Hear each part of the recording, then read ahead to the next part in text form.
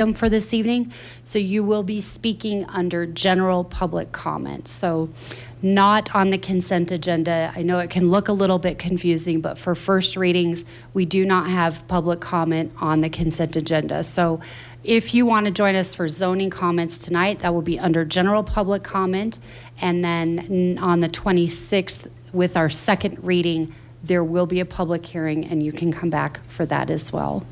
Will the clerk please start us off by calling the roll? Strom. Here. LeBure. Here. Ryan. Here. Cruz K. Here. Black. Here. Charazai. Here. Sinks. Here. Cruz I. Present. Lowe. Here. Furman. Here. Nystrom. Here. Mayor, you have a quorum. Okay, thank you very much. And this point in the evening, I would ask you, for anybody who is able to stand, to please join us to do so at this point for the Pledge of Allegiance. Once done, we'll remain standing for a moment as silent prayer or reflection. Allegiance to the flag of the United States of America and to the republic for which it stands, one nation, under God, indivisible, with liberty and justice for all.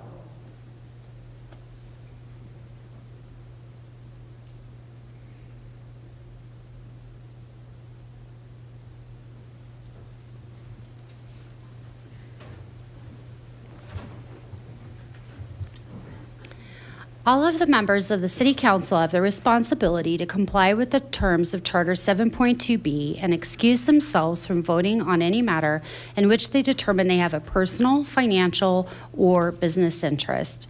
The City Council is empowered by Charter 7.2B to agree by unanimous vote, excluding the member at issue, to excuse any member of the council from voting on a matter in which they determine such member has a personal, financial, or business interest.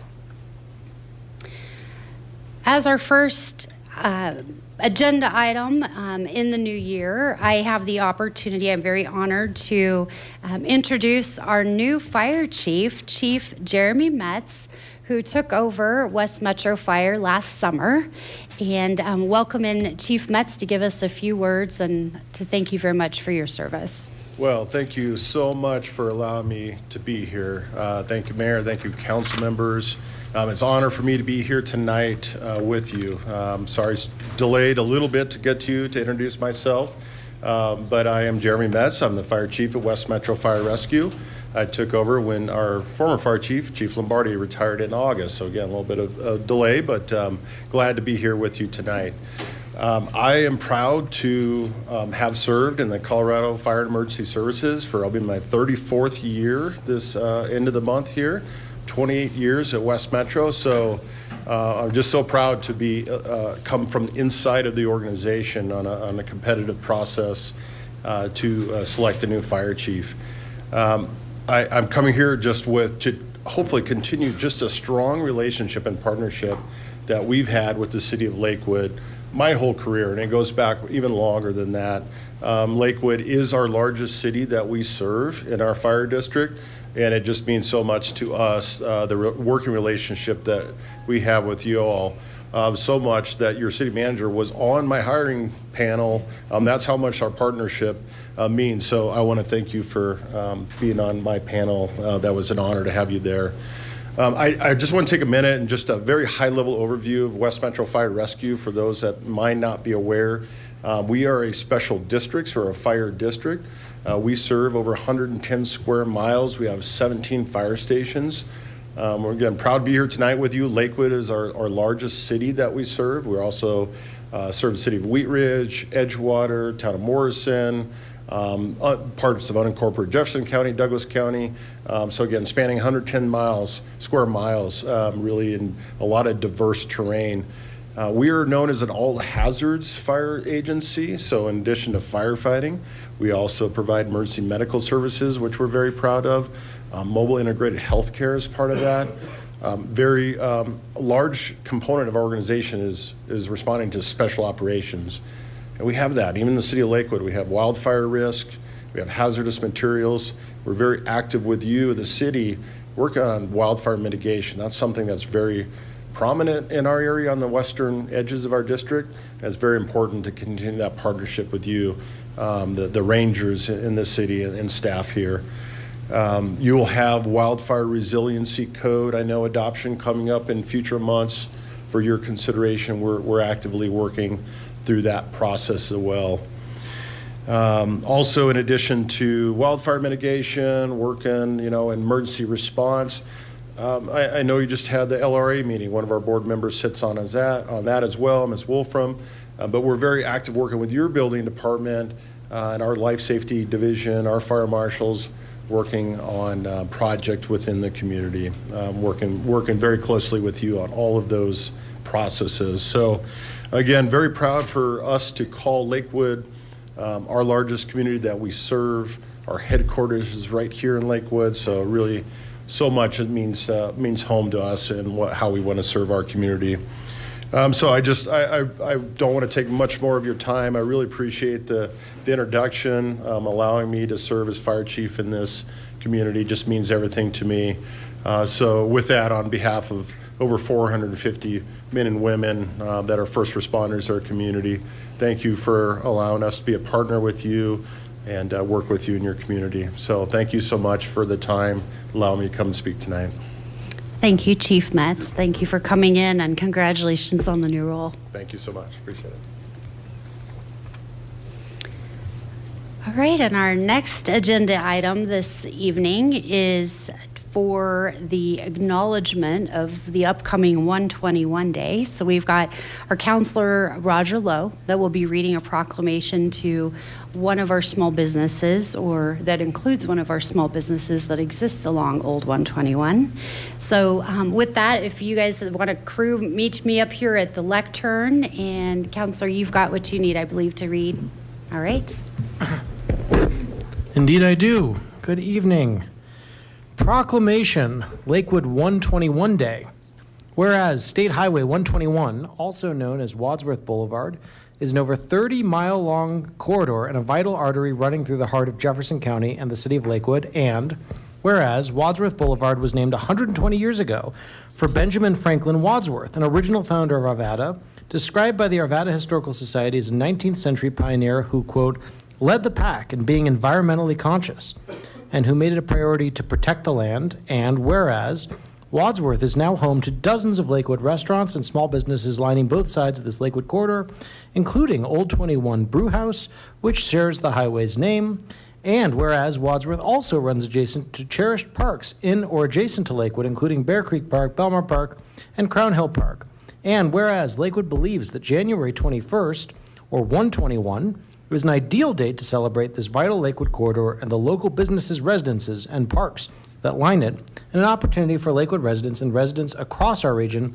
to frequent this corridor and visit Lakewood small businesses. Now, therefore, on behalf of the City Council and the people of the City of Lakewood, I, Wendy Strom, Mayor of the City of Lakewood, Colorado, by virtue of the authority vested in me, do hereby proclaim January 21st, 2026 as Lakewood 121 Day.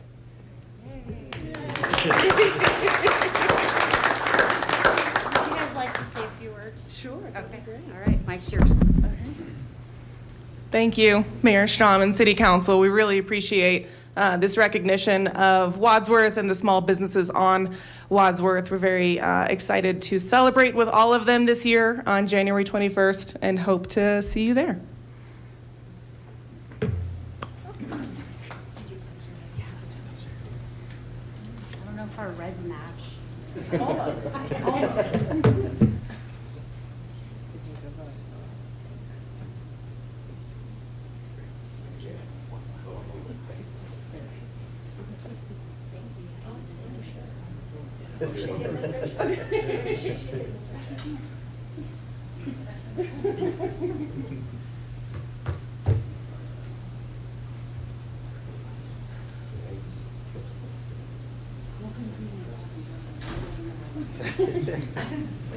Thank you. Nice job.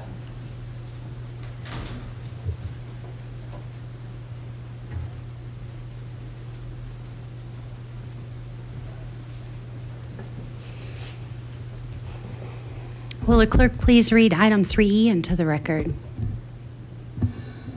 Item 3E, Resolution R 2026-1, appointing the Mayor Pro Tem of the City Council of the City of Lakewood. Do I have any nominations from the council for 2026 Mayor Pro Tem? Councilor Sinks.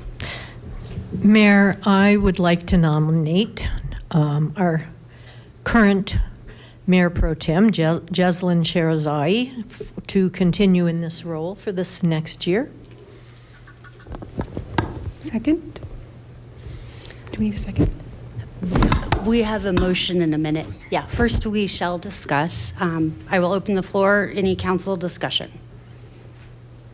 If I might just continue on, I've appreciated our current Mayor Pro Tem's diligence in working hard to make the meetings run smoothly as well. Also appreciated her willingness to just serve in this capacity above and beyond what most of us do.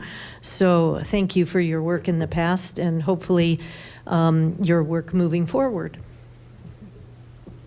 Thank you, Councilor Sinks. And I will add, I have enjoyed working with you in partnership as this is not an easy job, not for any one of us up here. And stewarding the ship that City Council moves through in the year, I really appreciate everything that you do to contribute that, to help me be able to communicate with stakeholders and counselors, and your continual being available when I'm not able to show up at events. It's really been, and as a thought partner, you've been an amazing thought partner through this whole process too. So thank you very much. Councilor Lowe. I have deeply appreciated the Mayor Pro Tem service. I'm really glad she's signing up for another year. And to show how much I appreciate the Mayor Pro Tem, I'm keeping my remarks very brief. All right. And with that, I have no additional hands up. So Councilor Sinks, the floor is yours for the formal motion. I move for the adoption of Resolution 2026-1. Second. Okay, we have a motion and a second. Any additional discussion? Seeing none, please go ahead and cast your votes. Nope.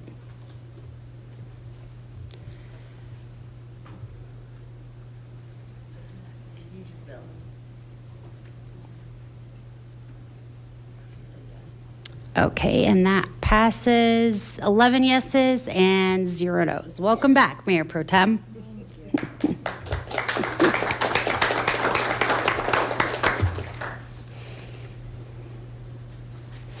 Okay, with that, we will move on to initial public comment. Lots of sheets up here. Okay, so this is the point in tonight's meeting where the public is invited forward to address the City Council on items that do not live on this evening's agenda. This initial period of public comment does allow for up to 10 speakers to provide comment on any matter other than an agenda item, and does prioritize our residents with special needs. Speaking during this period of initial public comment does require signing up before this evening's meeting. No pooling of time is allowed during the initial public comment period.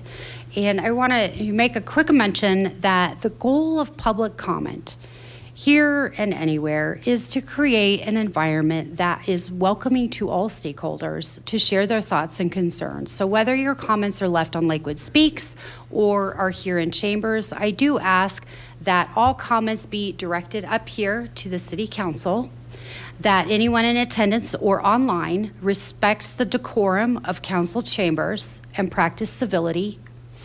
And so that every speaker may be heard, I ask that everyone here in chambers also please refrain from any kind of applause, audible support, or discord with the speakers that are in front of you this evening. Again, we want to make sure that everybody that came here tonight has the opportunity to be heard. For anyone who is in the audience that may be uncomfortable getting up and speaking in front of the room, Lakewood Speaks is also available. You can add comments to Lakewood Speaks from your own chair if that is something that you feel more comfortable with doing. That will stay open tonight until 10 a.m. tomorrow morning. So please note that if you have any handouts, whether it be in this session right now or later on this evening, I would ask you to please leave them with our city clerk, and they will be distributed to us after the meeting. And the purpose of tonight's public comment is for us to hear from you. So this is not the opportunity for a back and forth dialogue. If you've got questions, then what we want to do is get those questions from you in a way that we can respond, but tonight is not that. Tonight is our opportunity to hear only from you. So we will not be responding to questions if you have them, but would like to help you get to the right place. And that can be through email, phone, and or board meetings and things that exist outside of tonight's meeting. So with that, we'll go ahead and open up our first initial general non-agenda public comment. And first I have Connie Reddick, and then Tom Thatcher, and then Kai Martinez.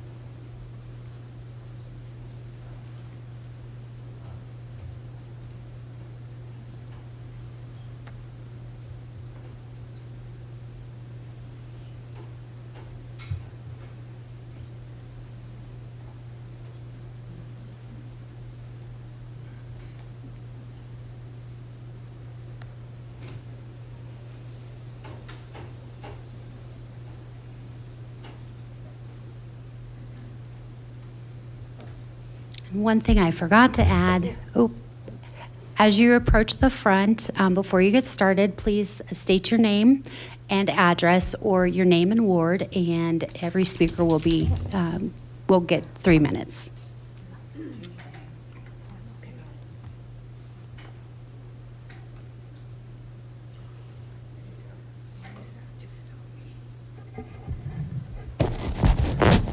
I'm Connie Reddick from Ward 3, and today, as usual, I'm bringing up of all the laws that have been broken.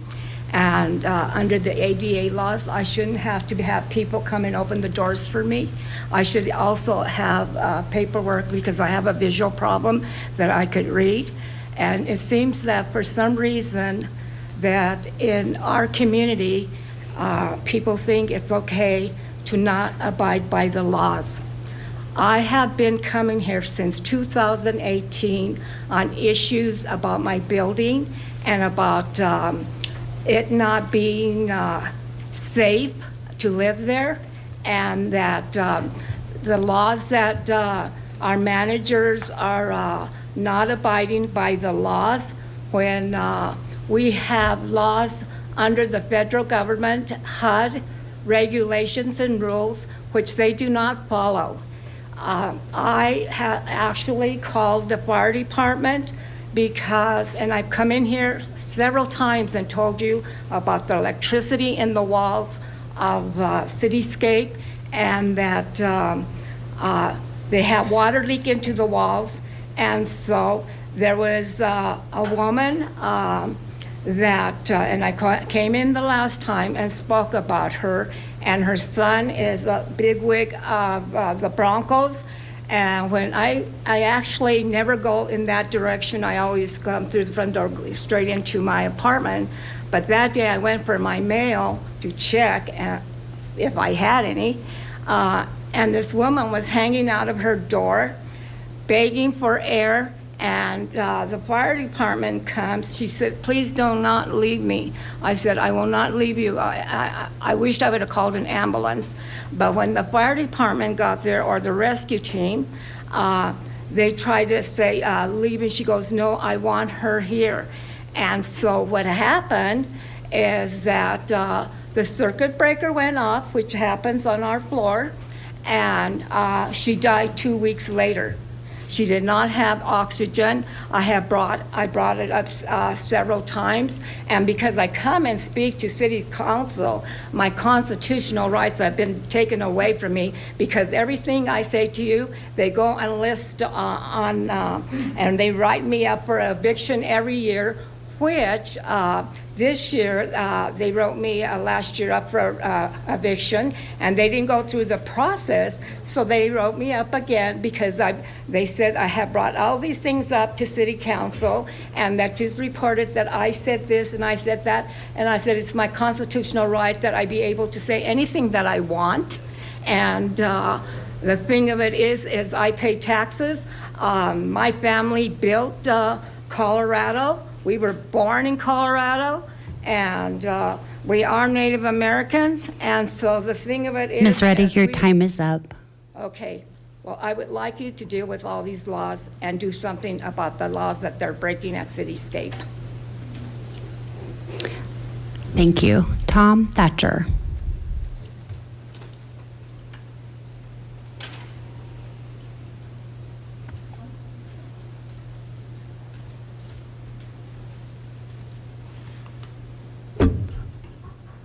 Good evening, everyone. My name's Tom Thatcher. I work for a company called Royce Industries, and we're located at 1450 Allison Street, which is in Ward 2. Royce Industries is a cleaning equipment business that has been at this location since 2004. We sell and service a variety of pressure washers, floor care, and other industrial cleaning equipment. I've been with Royce Industries for over 9 years. When I first started Royce Industries, the neighborhood was considered safe. After Avalanche Harley moved and Recovery Works moved in, the neighborhood started a rapid decline. We had homeless people sleeping on the sidewalks and in our parking lot waiting for Recovery Works to open their doors in the morning. On several occasions, the Lakewood police had to be called to inform the campers that it's illegal to set up camp in our parking lot. Sometimes we'll take the police department over an hour to respond. My employees and I have had the campers verbally abuse and threaten us when we've asked them to pack up and move their belongings. We know the police are very busy protecting the city of Lakewood. We were able to install a fence to protect the back part of our facility back in 2024. We also installed the no trespassing signs on our gates and fences. On at least 2 occasions, the fire department had to be called because the campers had started a campfire in our parking lot within a couple of feet of our building. On many occasions, just this morning as a matter of fact, I had to pick up a lot of trash, bottles, uneaten food, syringes with needles, and other drug paraphernalia. I've had several customers call to express great concern about the safety of their employees and family members coming to our location due to the homeless camping near our facility. While the Lakewood Navigation Center, located 8,000 West Colfax, is under construction, the homeless population and encampments have been near zero. We expect that when Lakewood Navigation Center opens with their 100+ beds, we will have an influx of homeless people that exceeds the capacity of available beds. This means that the homeless people with nowhere to go will try again to set up camp in our parking lot. It's not good for our business. We've tried to obtain a permit last year through the city of Lakewood to install a perimeter fence. The Planning Commission stated we would need an offset into our parking lot of 20 feet for the gate. The offset would make our parking lot inaccessible for parking or truck deliveries. We propose installing a sliding gate that would open during normal business hours for our employees and customers to enter and exit our parking lot. Tony Bishop from the Transportation Engineering on 08/6/25 stated the fence would be acceptable.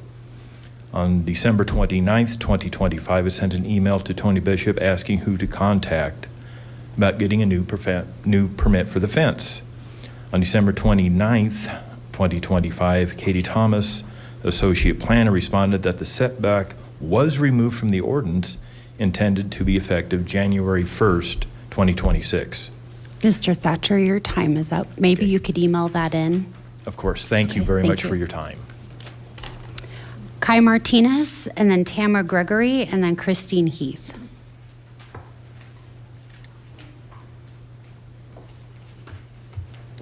Hello, my name is Kai Martinez.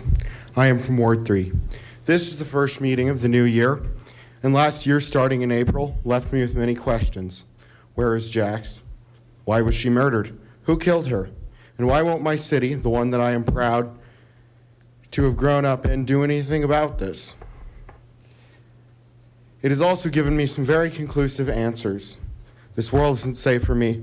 This city isn't safe for me. And if I am murdered, no one will care. Even if my own family does care, no one will help them. No one is coming to help me. This is what your officers, including that one, and ultimately what you have done. Your officers have used her struggles against her to try and blame Jax for her own murder. You've also lied to me and said you cannot speak on what is happening in fear of endangering a case that has ended. Meaning, you either lied to me or you are letting the cart drive the horse by allowing your police to end investigations of public interest without you being informed, which would be a fundamental failure of civilian control of the police, who are ultimately a device of state violence. As for your officers, Chief Smith, Detective Fike, the officer who guards the chambers, and every officer who has been complicit, there is one hell for them, and that is the guilt they will feel in their own hearts. May God have mercy on your cursed souls. Tamara Gregory.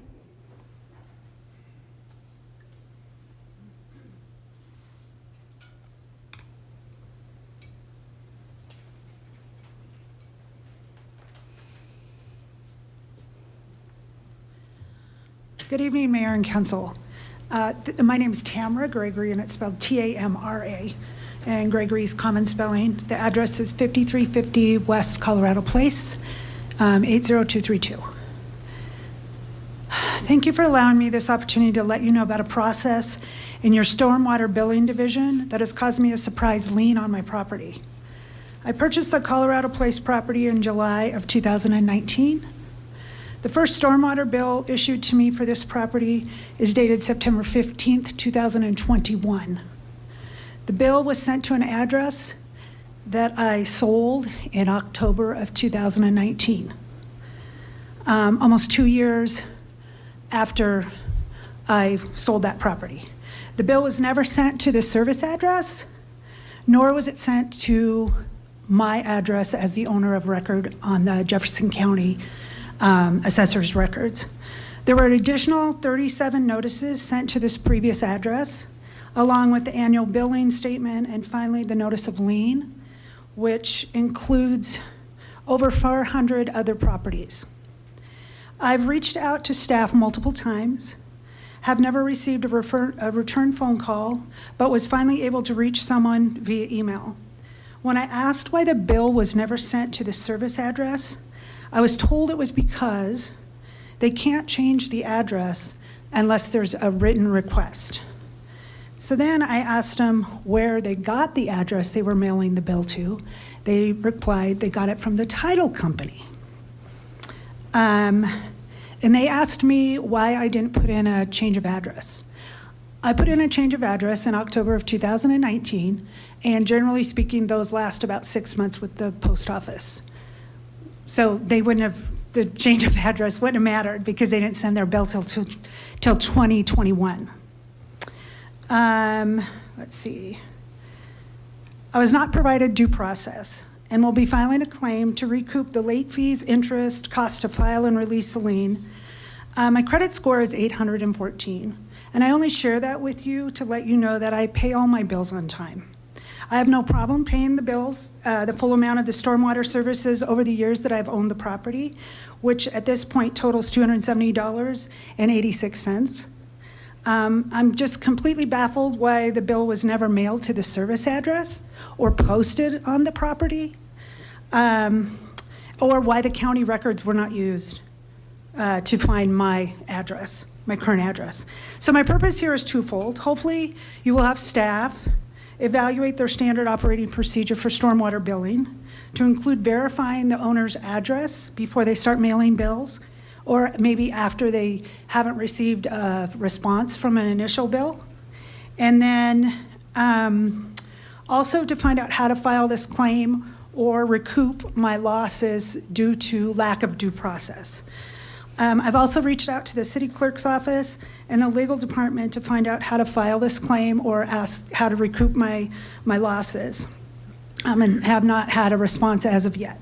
Anyways, thank you, and I look forward to getting this resolved as soon as possible. I cannot pay the lien until the county receives their tax roll, and they said that's sometime in the next week or so. So once I pay the lien, then I'll show back up here at the city with my receipt and all of that, and hopefully we can get this resolved. Thank you very much for your time. Before you sit down, will you stop? Over here. Yep. Yep.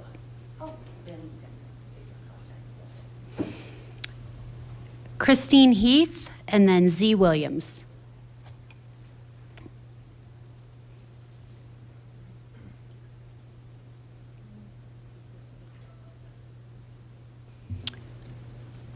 Doesn't look like Christine is here. Z. Williams. And then Sonia Zielkowski. Good evening, Council. Happy New Year. Good to see you all again. My name is Z. Williams. I'm a resident of Ward 2, a space that I feel very safe with my neighbors, regardless of their status of housing. I want to talk to you all about independent oversight and why it's so important. I know it's a topic you all are thinking a lot about and voting on very soon. This is not a new idea. The first time I got involved in a campaign for independent oversight of policing, it was in 2004 in the city and county of Denver. Lakewood is actually currently now an outlier in the metro area in terms of being one of the only jurisdictions that does not have independent oversight of the police. And many have asked for this. This is not just a Justice for Jax issue that many residents, especially unhoused folks, Black, Indigenous, Latine folks have asked for many years. And the Justice for Jax campaign is proud to join our neighbors in this ask. And I've heard a saying that it's a small group of people asking for this thing. And for you as lawmakers, sometimes you do make policy for a small group of people. Either a group of people who are minoritized, like the trans community, or a group of people who are made to feel small because of how they are treated through systemic oppression. And your job is to make laws that protect them. That's why we have things like the Civil Rights Act. That's why we have things like Colorado's Comprehensive Anti-Discrimination Act, is to make sure that people, regardless of their status in society, are protected and safe in their community. Right now in Lakewood, there's no tool to resolve issues with our policing system, except the internal affairs complaint form on the police website. That's very hard to find, and when you file a complaint, you do not hear back. I can tell you that because I've filed at least 2 of them. Once, after I was held in an interrogation room and misgendered by a sergeant of the Lakewood Police Department. I filed a complaint and never heard back, and most people don't. And I've talked to dozens of residents that express the same. I filed an open records request to find out how many internal affairs grievances turned into investigations, and of those investigations, how many turned into disciplinary actions. I filed that 6 weeks ago. Today, I received an empty invoice to get that information, so it's still not available. So if the system is working, we don't have the data to prove it. I forwarded to Councilor Isabel Cruz an email from our distinguished legal community endorsing the oversight board and the oversight effort that includes signatories, including the ACLU of Colorado, and I'm sure that she will forward that on to you. I want to remind you all that 2026 is the first year that Jax will not be able to walk in her community, and passing this is critically important. Long live Jax. Thank you. Sonia Zielkowski, and then Jamie Frederick, and then Holly Bombria. Good evening, City Council. My name is Sonia Zielkowski, and I'm a resident of 1695 Quay Street in Lakewood, Ward 2. I'm here tonight representing my family and neighbors who experience escalating public safety crisis that demands immediate action from the city leadership. For several years, our neighborhood has faced growing challenges from homeless encampments on vacant state-owned parcels at 1881 Pierce Street, 1901 Reed Street, and 1725 Reed Street. Since the Department of Revenue facility closed several weeks ago, the situation has deteriorated dramatically. While we understand these properties are under consideration for redevelopment through a state public-private partnership initiative, with construction not anticipated until mid-2027, our families cannot wait a year and a half, 2 more years while conditions spiral further out of control. Here are a few examples of the daily issues our neighborhood is dealing with. Extensive litter and state land property destruction throughout the area adjacent to Aviation Park, sometimes lying directly across or along our neighbors' property lines. Open drug and alcohol use, with needles and paraphernalia frequently found on our sidewalks, parks, and even blowing into the playground in our yard. We constantly have to clean this up, which is terrifying due to the risk of fentanyl exposure. We've documented multiple instances of trespassing on our own property and human defecation on our driveway and fence lines at least 3 times so far.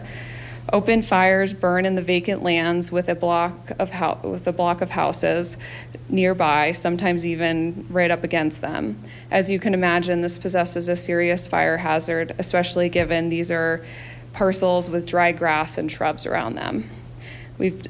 The result of this, neighbors and families in our community now avoid nearby parks entirely because of the safety issues and concerns that they have. When we call Lakewood Police, they tell us their hands are tied because the state owns the properties and they lack jurisdiction. The jurisdictional gap has created a dangerous vacuum where no one wants to take responsibility, and our community's health and safety suffer the consequences. Feels like the city and police can only act reactively after the fact when something has already happened, and this continues to escalate. Some of the things we need from you. First, we need immediate coordination between city and state entities to establish clear enforcement and maintenance protocols for these state-owned properties until redevelopment begins. Second, we need clarification on jurisdictional authority or trespassing orders so Lakewood Police can effectively respond to public safety threats in our neighborhood. Third, and most importantly, we need leadership on a comprehensive approach to homelessness in Lakewood. This crisis extends far beyond our neighborhood. We've watched it grow throughout our community over the years, and we recognize that enforcement alone isn't the answer. People living in these conditions need mental health services, housing assistance, addiction treatment, and pathways out of poverty and homelessness. Ms. Zayakowski, your time is expired. Thank you so much. Thank you. Jamie Frederick?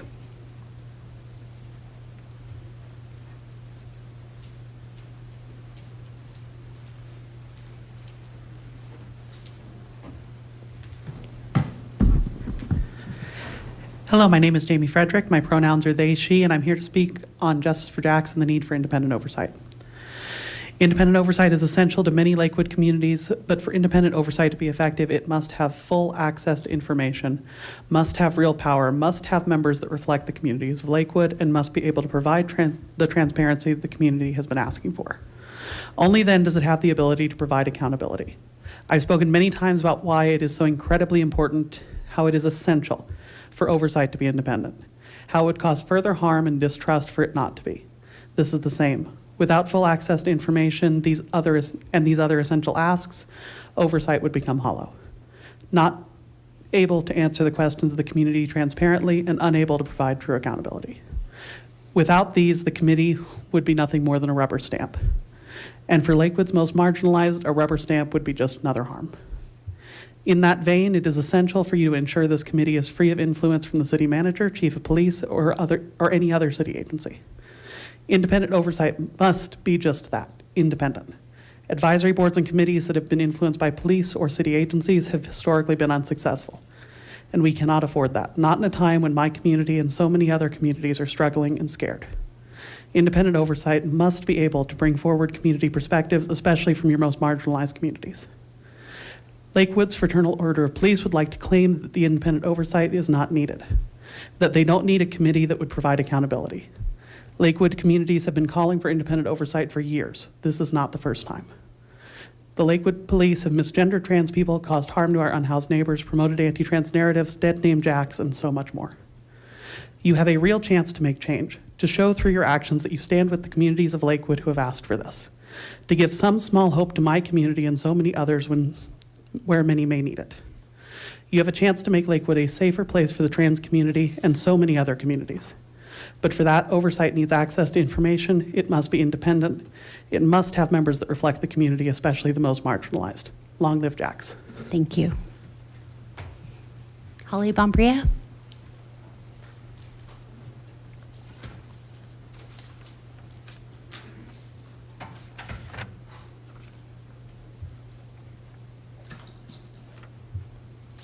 Hi, Mayor Strom and the City Council members, friends old and friends new.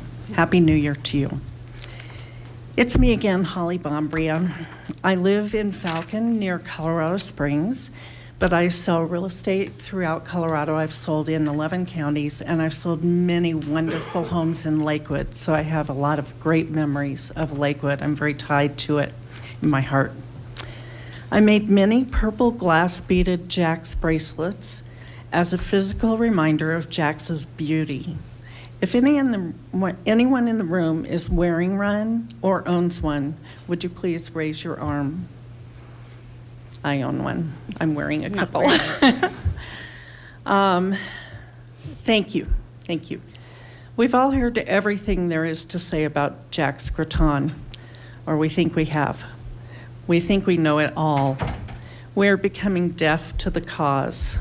But how can anyone look away?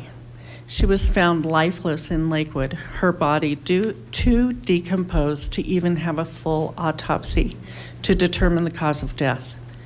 Yet, you hold power. Remember that you have already voted for having an independent oversight committee of non-law enforcement community members to gather all the facts in this case from both the Denver law enforcement, where she went missing, and the Lakewood law enforcement, where her body was found.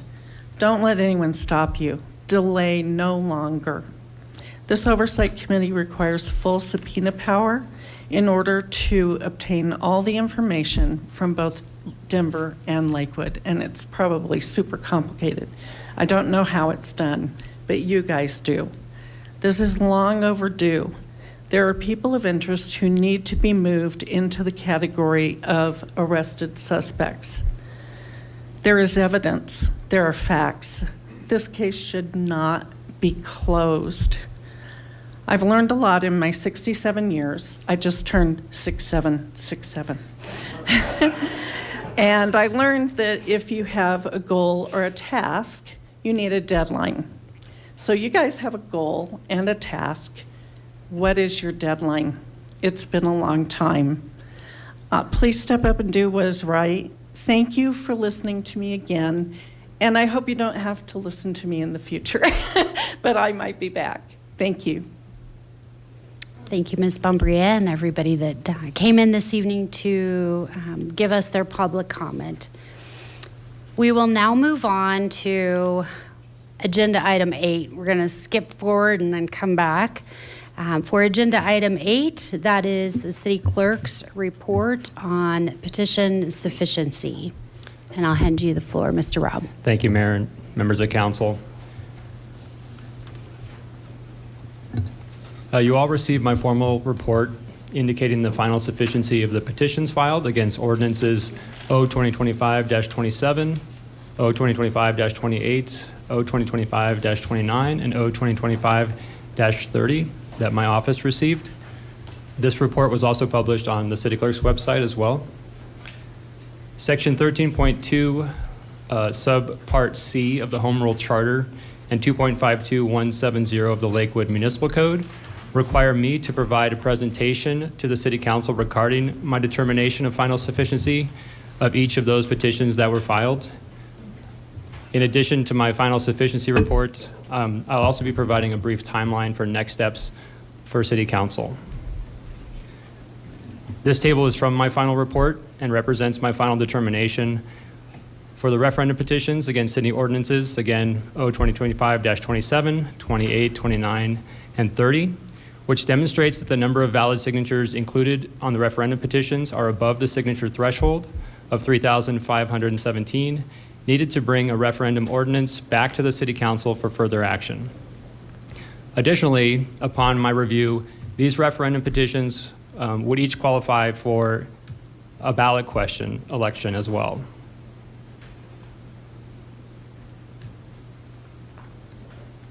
For next steps,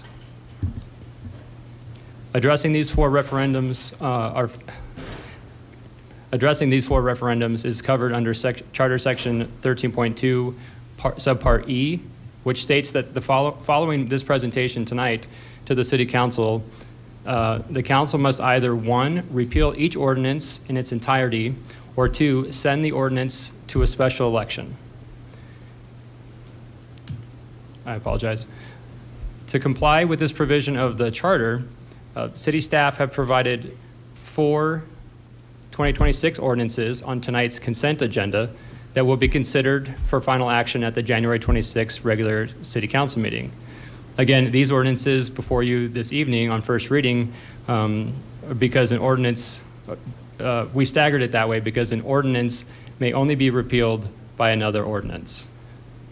Additionally, the agenda for the January 26th regular meeting of the City Council will include resolutions to submit the 2025 ordinances to the voters of the City of Lakewood at a special election. Again, at the January 26th council meeting, the council will determine whether to approve the ordinances repealing ordinances O 2025-27, 28, 29, and 30, or adopt the respective resolutions calling for a special election of each ordinance. If the City Council adopts the resolutions calling for a special election, the Council will also set the date of this special election with each resolution.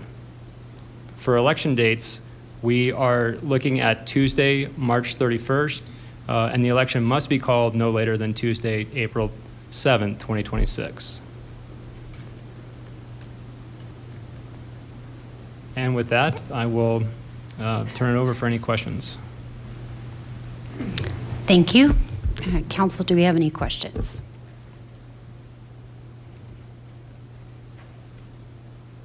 Councilor Lowe?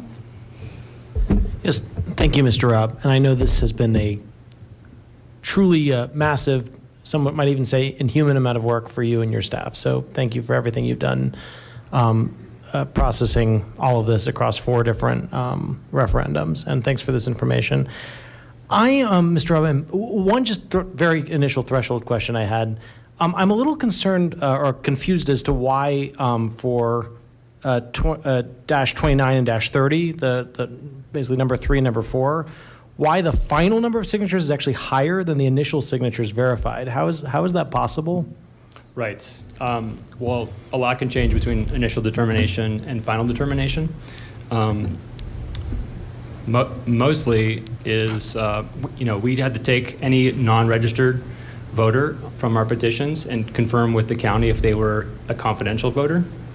The county didn't provide us a list that included confidential voters as well as regular registered voters because there are restrictions when city clerks are not conducting municipal elections. And one of those restrictions was a petition list that did not include confidential voters.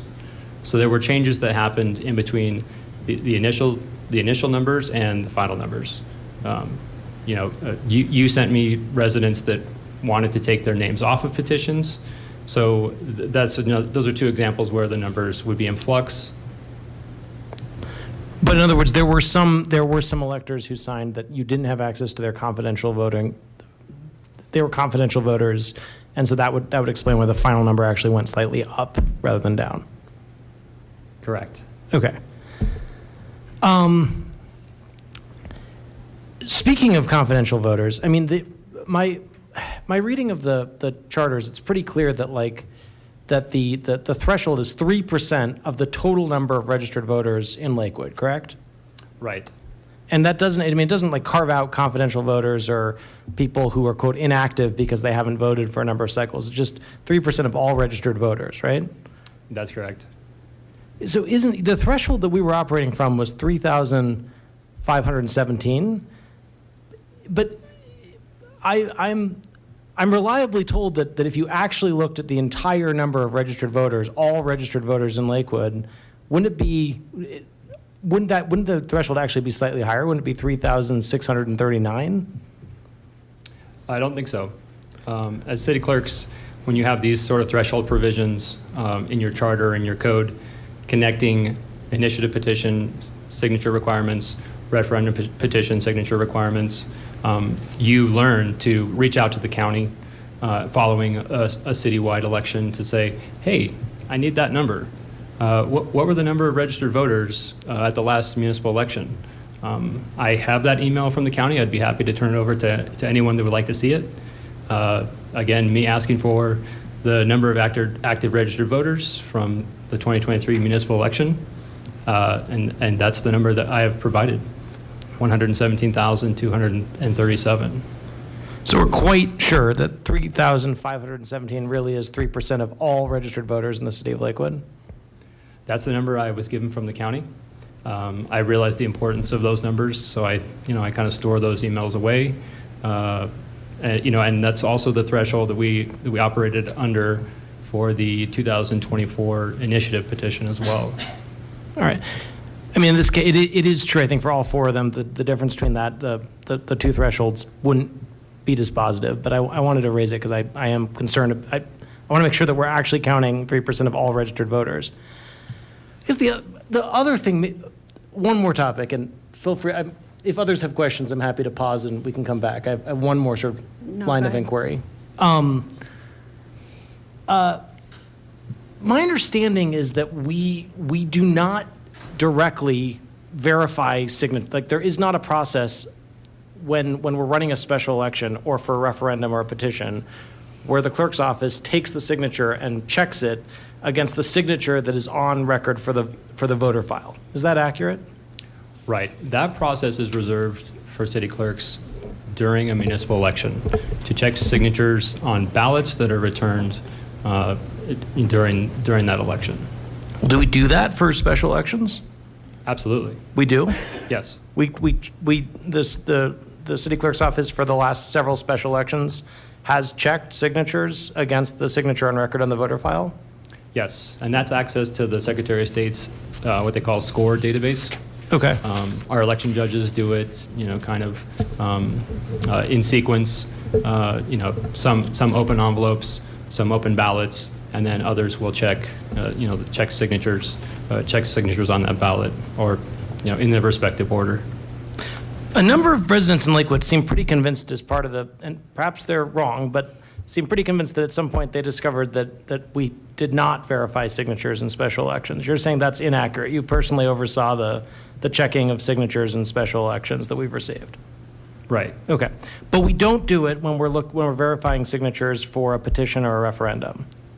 Right. And, we also received this question during this process, and so I reached out to the Secretary of State's office just to say and make sure, hey, would you ever provide access to a city clerk, for petitions, signatures? And they said, absolutely not. It's required by state statute for, municipal elections, but you're not allowed access to SCORE, outside of a municipal election. So the county clerk's office would not grant you access to the voter file to check signatures for referendum or petition verification purposes?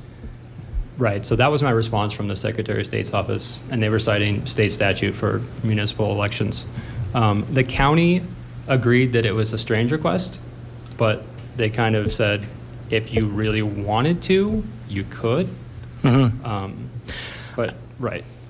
So I guess my question is, I want to be very, very clear. I am not suggesting that this is what happened. I'm not suggesting that individuals collecting these signatures did what I'm about to hypothesize.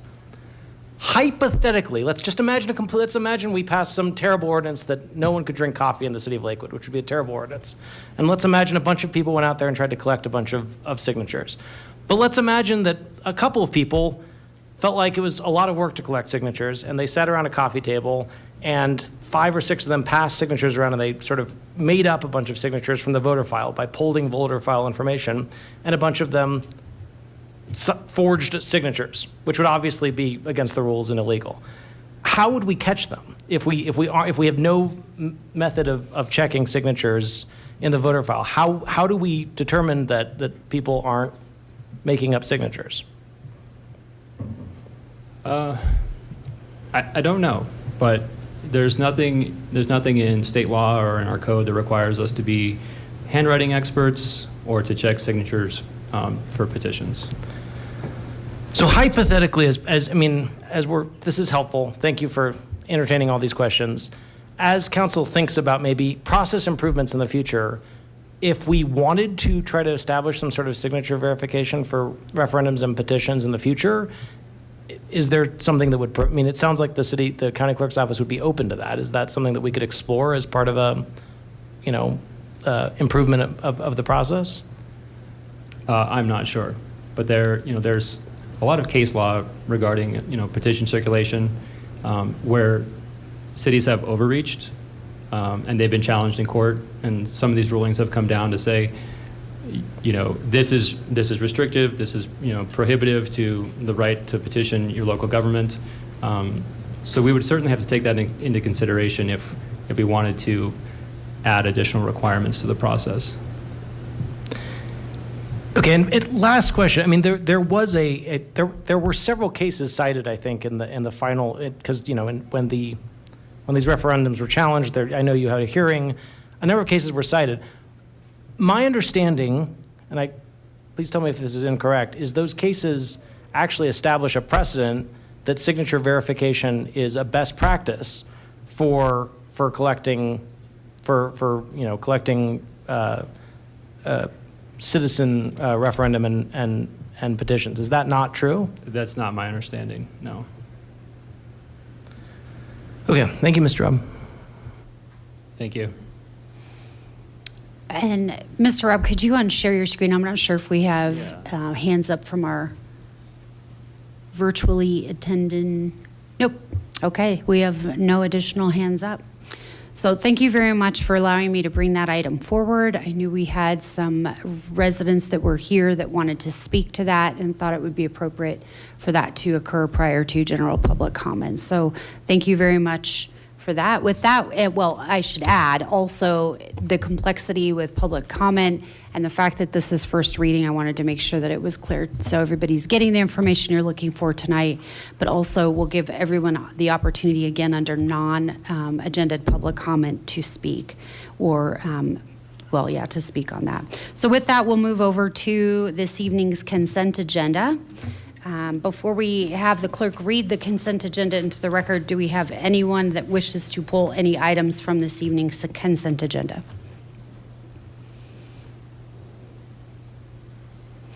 All right, seeing none, will the clerk please read the consent agenda into the record? The consent agenda is comprised of the following items. Item 5A, Resolution R 2026-2, designating the public place for posting notices of public meetings during 2026 pursuant to CRS 24-6-402. Item 5B, R 2025-26-3, appointing a member of the Victim Assistance Compensation Board. Item 5C, R 2026-4, appointing and reappointing members to the Lakewood Advisory Commission.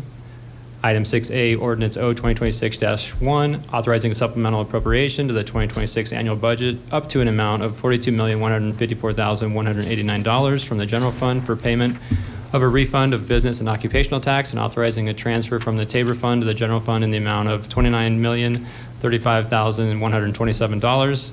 Item 6B, O 2026-2, vacating a portion of right-of-way at 1456 Benton Street, Lakewood, Colorado. Item 6C, O 2026-3, repealing in its entirety Ordinance 2025-27 as adopted on August 25th, 2025 regarding Articles 6 through 14 of Title 17 of the Lakewood Municipal Code and replacing with those versions of Articles 6 through 14 of Title 7 that were in effect on December 31st, 2025. Item 6D, O 2025-4, repealing in its entirety Ordinance 2025-28 as adopted on September 8, 2025 regarding Articles 1, 2, 4, and 5 of Title 17 of the Lakewood Municipal Code and replacing those versions of Articles 1, 2, 4, and 5 of Title 17 in effect on December 31st, 2025. Item 6E, O 2026-5, repealing in its entirety Ordinance 2025-29 as adopted on September 22nd, 2025, regarding Article 3 of Title 17 of the Lakewood Municipal Code and replacing with that version of Article 3 of Title 17 that was in effect on December 31st, 2025. O 2026-6, repealing its entirety Ordinance 2025-30 as adopted on October 13th, 2025, regarding adoption of a new zoning map and replacing with that zoning map that was in effect on December 31st, 2025. Thank you. I do not have anyone signed up to speak on this evening's consent agenda. Again, comment on the consent agenda is relating to resolutions and/or meeting minutes. Would anyone like to speak on this evening's consent agenda that has not signed up previously? All right, seeing none, we'll go ahead and close public comment. And any council questions?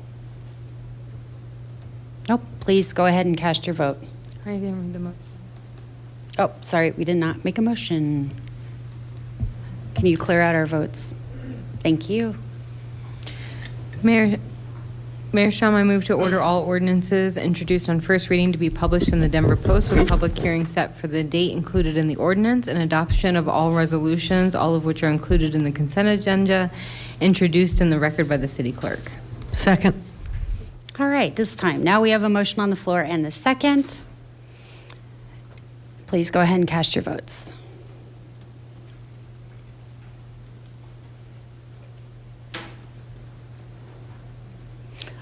I need to reset that. Please go ahead and recast your votes.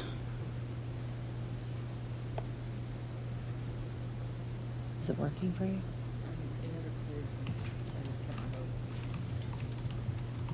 Can everyone try to push the button again? Okay, yep, now it's working. There we go. All right.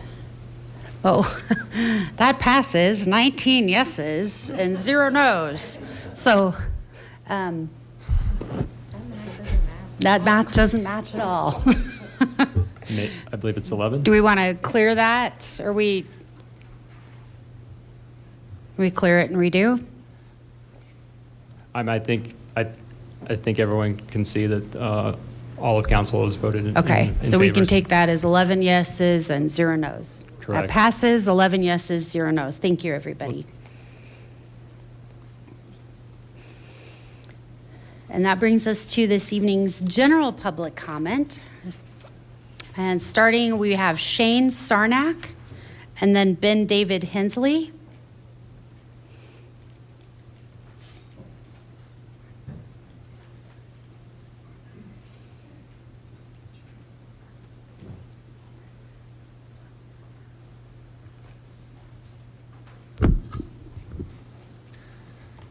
Hello, Ms. Mayor and City Council. My name is Shane Sarnak, and I live in Ward 3.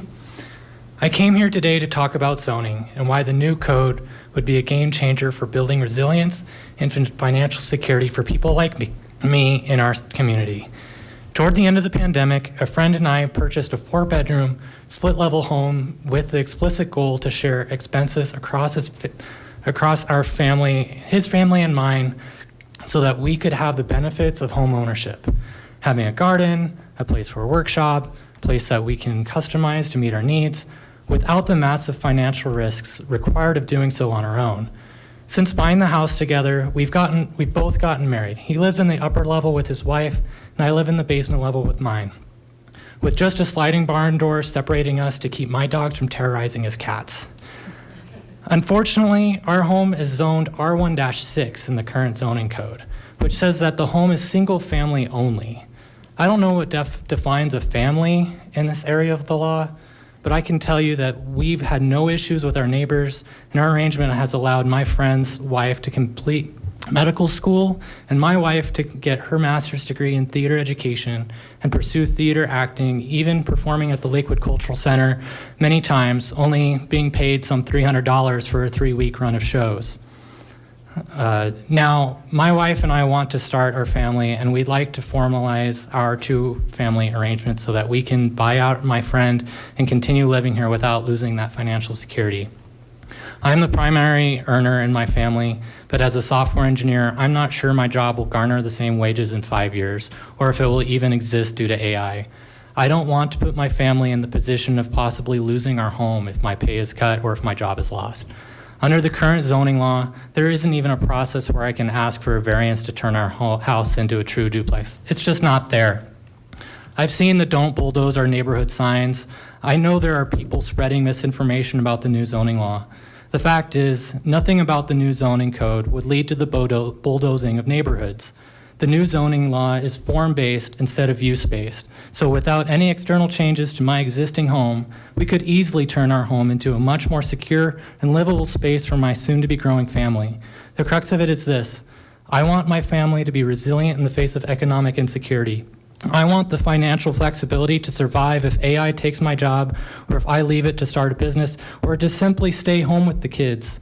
If the new zoning doesn't go into effect, we won't be able to do that in Lakewood. Thank you. Thank you. Ben David Hensley. And I do have pooled time for you, so that would be 10 minutes. And with that, I also have names Nate Whiteman, Josh Comden, and Robert Adams, who I see are all here. Good evening, Honorable Mayor and Councilors. My name is Ben, and I am a resident living in Ward 2, and I have a bone to pick with you this evening. Not about the decision to repeal or refer the zoning code reforms that have been returned to you, but about the underlying process of referendums and initiatives that this city is responsible for fairly, accurately, and legally executing. I and my co-protester Josh Comden both contend, despite the city clerk's determination via the legal guidance of their contracted counsel, Jeff Wilson, that the referendum petitions before you in the consent agenda shouldn't be. And while that reality is water under the bridge, our journey through this process has revealed a number of unacceptable deficiencies in this process, in the Lakewood Municipal Code, and in the ways that this city has chosen to discern signature sufficiency and arbitrate disputes. With the assistance of Kip Kolkmeyer, who labored for hours and lent his expertise to us pro bono, a number of us working on our protest outside of myself and Josh Comden have discovered a few shocking realities. First, we assert forcefully, and despite their own assertion otherwise, that the city clerk's office's announcement of the 3% threshold of signatures being 3,517 is completely incorrect. Second, we have learned that no actual signature verification has taken place with these petitions, as Lakewood's municipal code clearly and plainly requires, nor have they ostensibly for initiatives in the past. The lines were examined, names and addresses were found in the voter record, but not a single actual signature was measured against the signature that exists for every registered voter in Jefferson County. Third, the city failed to hold the petitioners accountable to campaign finance laws that the city then later determined actually applies to these processes. And what is astonishing about that is that the petitioners themselves attempted to register appropriately as an issue committee. Fourth, the city concocted out of thin air an arbitrary adjudication protocol and refused to make the rules for those hearings, either raising a legal issue about campaign finance or protesting these signatures on legal grounds, to be based in quasi-judicial hearing rules, as they should be. Process matters. The way we determine incredibly important questions like how a staggering minority of people in our city can force a special election over laws that have been appropriately passed without revealing their sources of funding when they collect signatures, and without any of the signatures they have collected actually being examined, matters. The language written on each page of petitions matters. And based on what we have seen, the city might as well remove some of it at this point. Each page where signatures are collected says unambiguously, quote, "Do not sign this petition unless you have read or have had read to you the proposed referred measure in its entirety and understand its meaning." Now, Council, I'm sure you are aware that these petitions represent 4 measures that collectively contain hundreds of pages of text. I submit that any petition circulator who would state under oath at a legal hearing that every single person who signed a petition read that ordinance in its entirety and understood it would be perjuring themselves. We should not have language that does not matter on legally substantial documents. I will turn to campaign finance at this point and remind council that despite the de facto outcome of this city's initial determination exonerating the petitioners from needing to register as an issue committee, the city ultimately vindicated the complainant, Kip Kolkmeyer, when the clerk rendered the ruling that, quote, the city does have the authority to require that the petitioners immediately register as an issue committee according to section 2.54.030, section B, subsection 1 of the Lakewood Municipal Code. Regardless of that vindication, I must state for the record that that hearing was a farce, which inexplicably allowed for public comment inviting non-germane, irrelevant, and offensively personal attacks on the individual who brought forth the complaint. And it resulted in the petitioners not being held accountable to applicable campaign finance law that the city then later determined actually applied. Convenient. We need to trust that our city takes the extreme remedy of initiative and referendum seriously. But it does not seem like this city has that much concern over the integrity of these remedies. Instead, it seems as if the city cannot even be bothered to look at a single signature in the statewide Colorado voter registration and election system, or SCORE, to verify if the signatures of petition signers even represent registered electors in the city of Lakewood. We have been told by the city that they did not have access to the signatures since there wasn't an election, and then when we inquired about this with the Jefferson County's Office of Clerk and Recorder, we were told that the city still could have requested signatures and had access to them for the sake of this process. And finally, we have struggled to figure out how the clerk's erroneous threshold of signatures was determined. And we cannot reverse engineer any scenario that brings someone to this calculation. We do not understand why this number was offered by the city clerk's office or where these numbers of elected, registered electors comes from that was placed on the screen this evening. We obtained an official copy of the voter list from November 7th of 2023 from the Jefferson County Clerk and Recorder's Office through a CORA request.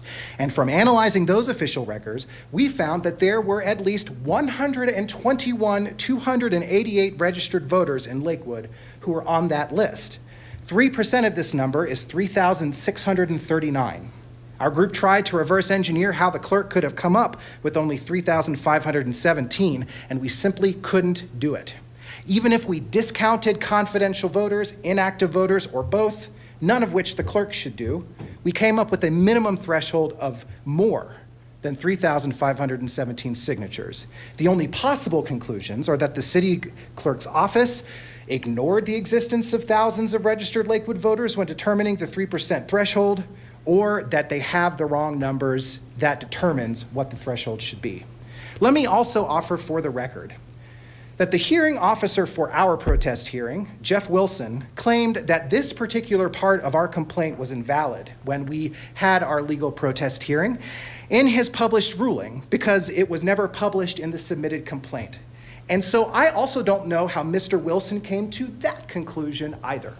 The only rational explanation is that he simply could not bother to actually read our submitted complaint in its entirety, which all of you paid him to do, or any of the complaint, because this issue was raised on page 1 of the complaint for Ordinance 0-2025-29.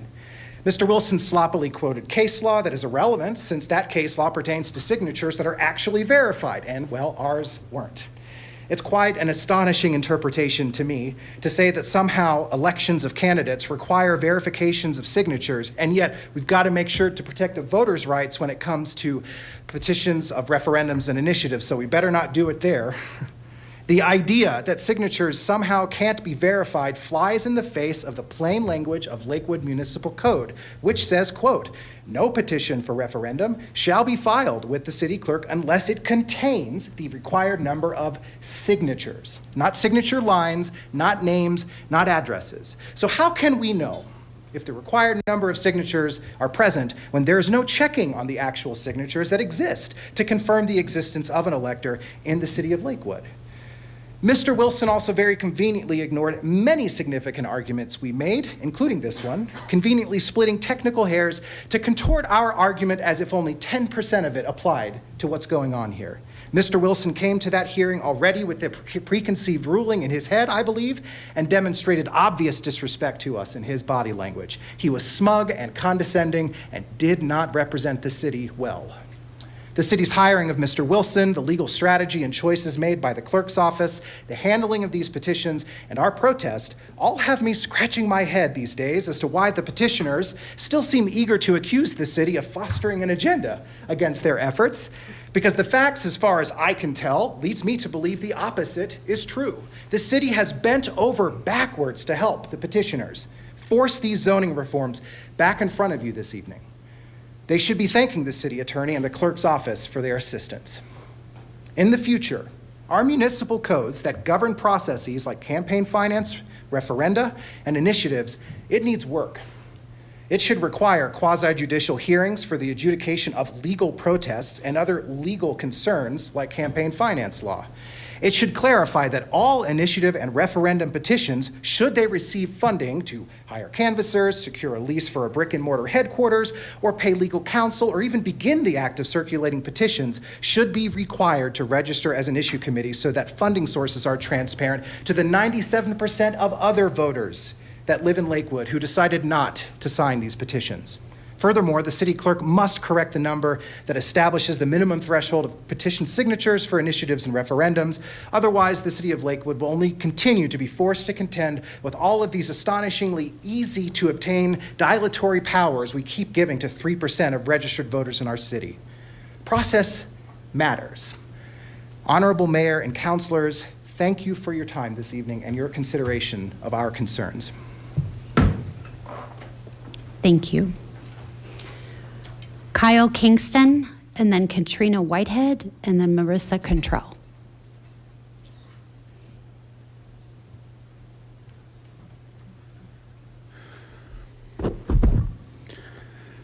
My name is Kyle Kingston, resident of Adams County. I'm here to join others in reminding you that my friend Jack Scruton's murder remains unsolved. This is a blight on your community that should shame each of you. Jack Scruton won't be the first murder victim to slip into obscurity. Whatever her final moments may have been, however scared she was, why should any of that matter all these months later?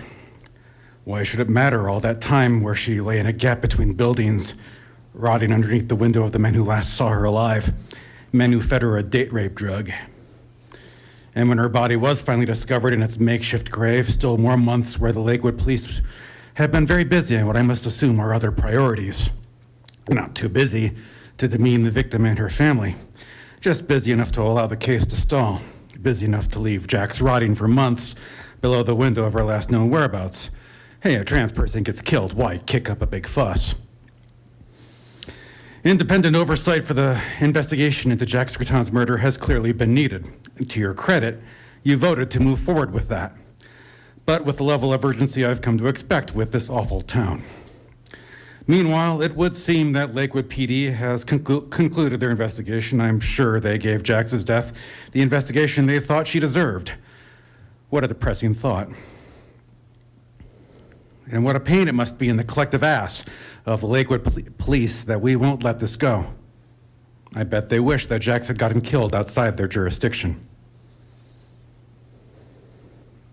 At this point in the story, Jax should probably have been forgotten. Another file folder in the growing pile of unsolved murders of trans folk. Like hell.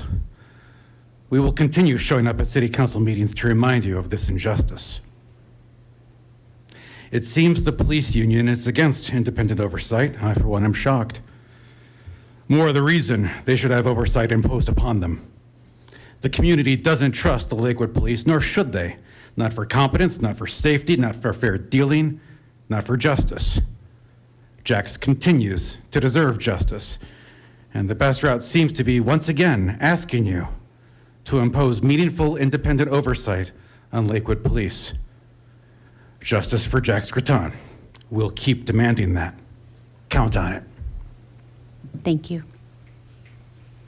Katrina Whitehead.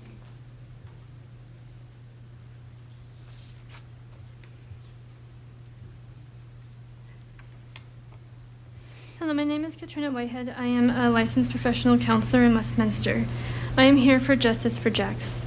I am here because of the way the Lakewood police have handled this case and treated Jax's mother has disgusted and angered me because of how unethical it has been. From my perspective as a therapist, standards for the police department to be effectively trained to do their job is very low. For me to become a licensed therapist, I had to go through 7 years of college and 20,000 hours of practicing therapy with supervision. This was not enough for me to fully understand the trans community and how trauma can affect them. It wasn't until I worked with my first trans client and got to know them and took hours of trainings to finally fully understand them and the trauma they go through. So you can imagine my anger and frustration at the fact that the chief of police thinks that 11-minute video is enough to understand the trans community and the traumas that they have been through. In addition to that, he has denied the rights of Jax's mom and didn't provide her a victim advocate right away. He continues to make her feel small and as if she is a bother, even though she wants answers and something done to bring justice for her daughter. As a therapist, it would be completely unethical for me to force a client to work with me when I clearly don't have the training and the ability to provide adequate care. Part of ethics is to do no harm. And in this case, there has been significant harm.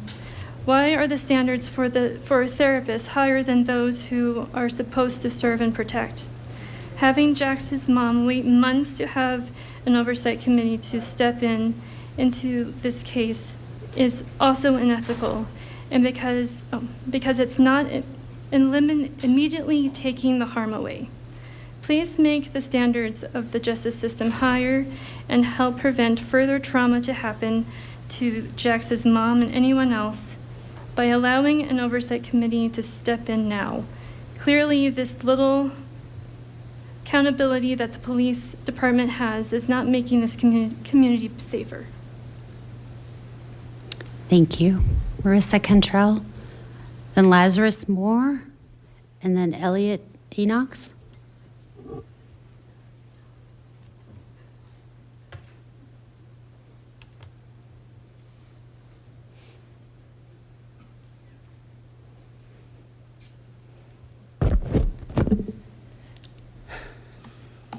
Hello, my name is Marissa Cantrell. That's my legal name. My Buddhist refuge name is Ninja Yudrun. I am a queer, non-binary person, and I live in Ward 3. Her name is Renee Good. Her last words were, "I'm not mad at you."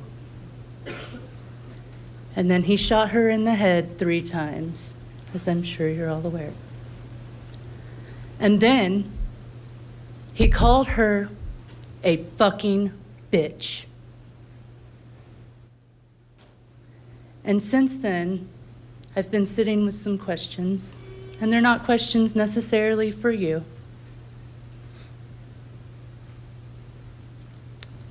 Who will protect us when they start taking us out of our homes? Who will stop them from kidnapping people off of the street? Who will stop them from murdering us in front of our houses, in front of our wives, in broad daylight? And finally, because people that know me know that I can pop off at the mouth sometimes, and I don't always watch my words, but I am very careful with them. And what if I say some words that a very small-minded man thinks emasculates him? Will they then take her away from me too? Because every single time I look at my partner right now, all I think of is I'm a liability to her. Coming here right now, announcing that I'm queer and non-binary, announcing that I'm the same kind of fucking bitch that he killed. Puts the people I love in danger.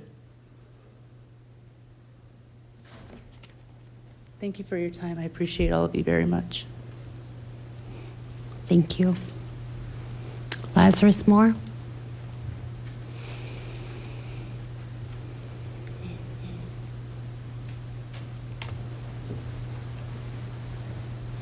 Hello, my name is Lazarus. They, he pronouns, please.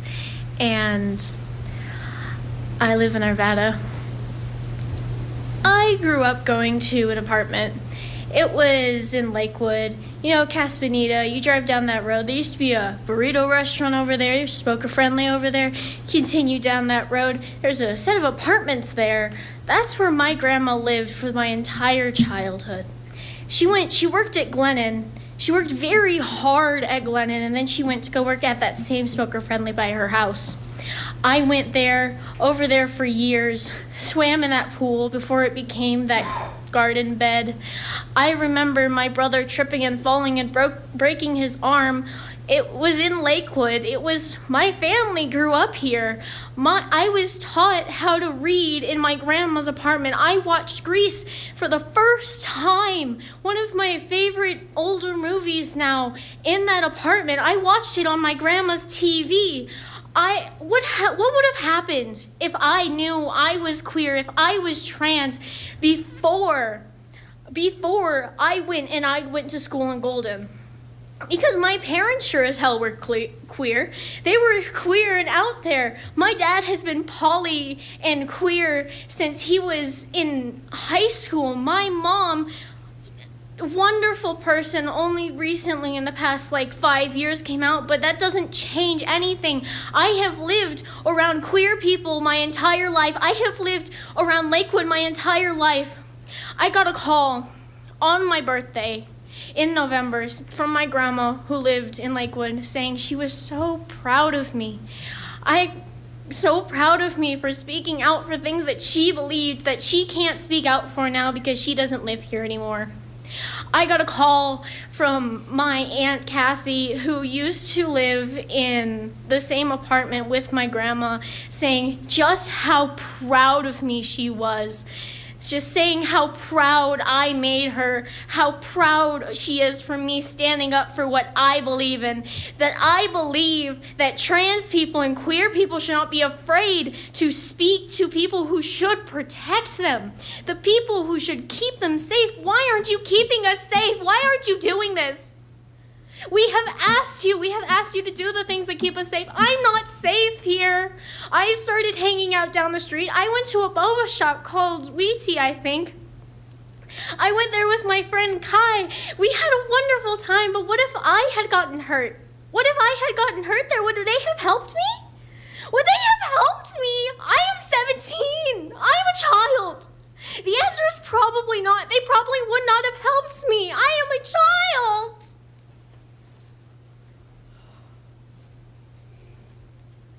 Elliot Enox. And then Brandy Burns Carey. And then Bug Peterson.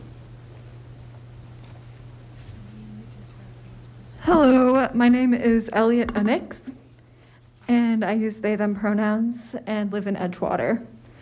I went to high school and I still often work in Lakewood as a substitute teacher, and I'm here to demand independent oversight over Jax's case now. Like many trans people, I see my fears reflected in Jax's death.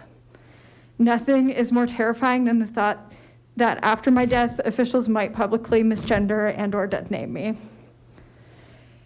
Jax's case cannot be over. Her family and friends deserve answers. It should never have fallen on our community to search for her. We should have never been dehumanized by the language of the police chief referring to Jax as a transgender in this very room. Independent oversight is not only for Jax. It is for everyone who has ever been hurt by the Lakewood Police Department and for everyone who will be. It's for our communities who are disproportionately hurt by police departments, including communities of color, unhoused folks, people with disabilities, etc. We need an independent oversight committee to be made now. We needed independent oversight back in April, oversight for Jax now. Long live Jax. Brandy Burns Carey.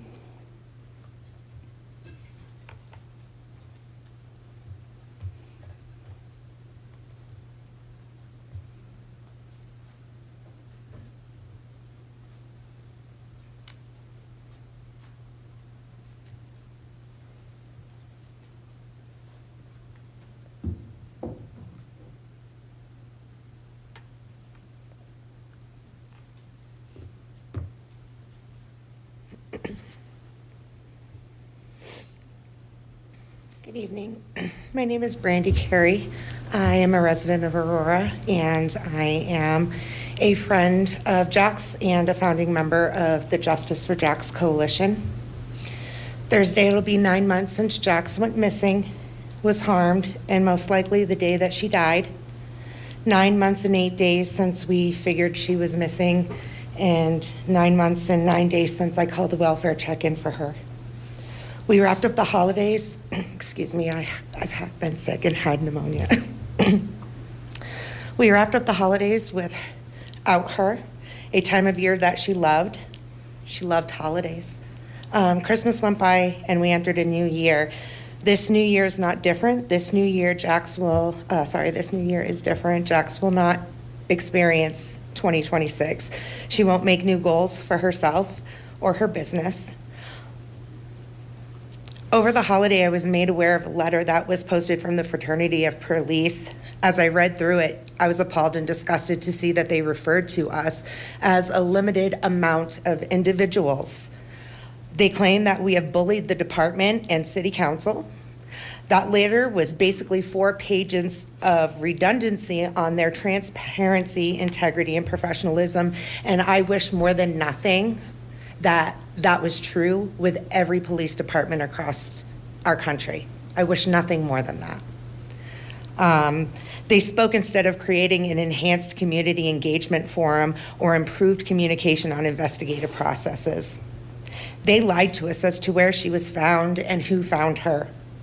Transparency is not giving false information. If the police wanted to keep details private, they should not have released any information at all, and we would have respected them more for that. I've been into true crime for 20 years, and I can tell you that I would rather have them let us know we can't release anything to protect your investigation than a false narrative.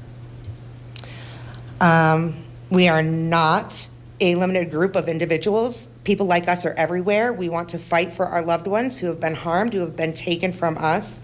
If that is bullying, then so be it. If bullying is demanding transparency, then so be it. Yesterday, again, I went to where Jax was found, and I actually pulled into the back of that building and got out of my car for the first time and actually looked at how far that window was.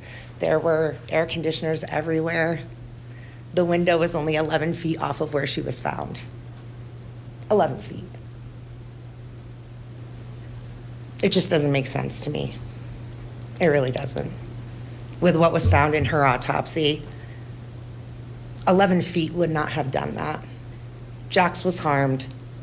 We want the police to do their job. But obviously, we've had a lack of transparency. We ask that you keep that into consideration, and we wish that we could have a good narrative with the police departments in our state. Thank you.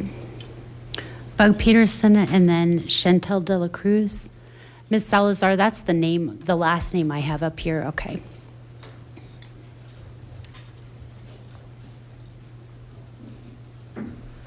Hello, my name's Bug. My pronouns are they, them. I organize with the Colorado Springs Alliance Against Racist and Political Repression. Jax's case is devastating and infuriating in so many ways, including that it's not an isolated incident. It's a pattern for trans people and for marginalized people more broadly. We're organizing right now with the family of Richard Arford in Colorado Springs, a gay Chicano man who was found unconscious, naked, and with defensive wounds and signs of head trauma inside an abandoned building that had been lit on fire. He died several days later. The police investigation, as well as their treatment of his family, has been atrocious in many ways that parallel Jax's case. I also do weekly homeless outreach and trash pickup in a park where lots of folks camp, and I've built relationships with lots of my homeless neighbors. I often have conversations with people after they've had all of their belongings, the things they need to survive, stolen by the police in sweeps. One of my friends had all of his medications taken by police several times in 1 week. People have told me about their friends who have died after getting their medications taken by police in sweeps. All of these lives are precious. So many people in our communities are neglected or harmed by the police day in and day out with no meaningful police accountability.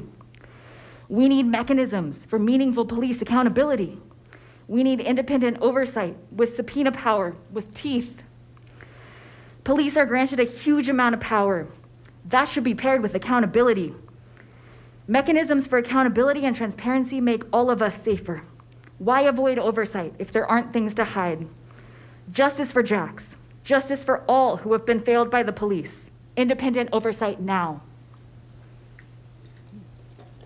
Thank you. Chantel de la Cruz.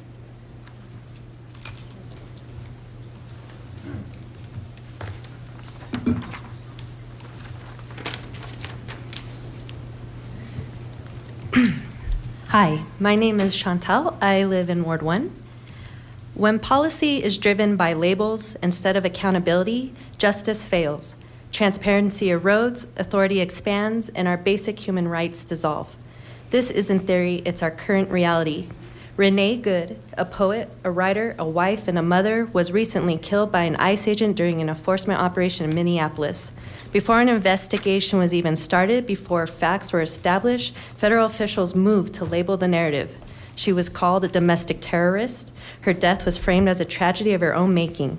Those labels were not issued by any standards. They were determined by people in power. All of us live with that consequence of those labels. We have seen the same pattern repeated through aggressive immigration enforcement, labeling people as narco-terrorists instead of human beings. Legal frameworks that allow someone like me, an American, to be questioned or detained simply because of the shade of my skin. And we've seen the consequences, including at least 32 documented deaths in ICE custody, along with more than 170 documented cases of American citizens detained and harassed. Whether we want to admit it or not, this pattern predates this moment. We saw it in the response to Black Lives Matter and the targeting of Muslim Americans after 9/11, or the incarceration of Japanese Americans during World War II. Different times, same worn-out logic. The scale of investment behind the system matters because budgets tell the truth about priorities. ICE used to be about $10 billion a year. Now the federal government is putting over $170 billion in ICE enforcement with massive spending on detention and recruitment. At the same time, we're dismantling the Department of Education, removing funding and protections for our kids, hollowing out the system for generations who will live with the consequences long after this moment passes. Even here in our community, the suspected killing of Jax Gratton exposes failures, lack of oversight, and accountability. And almost a year later, loved ones are still pleading for justice. Despite inactivity, we watch families, friends, strangers show up for one another, organize, and refuse to disappear, and we've seen what leadership looks like when it refuses to stay silent. In Minneapolis, Mayor Jacob Frey rejected the federal narrative and the killing of Renee Good and demanded independent oversight, and he made it clear publicly that ICE agents get the beat out of this city.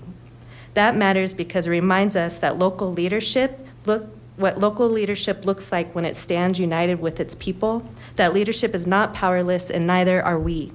Accountability keeps power from operating in darkness. Engaged communities keep fear from filling the void.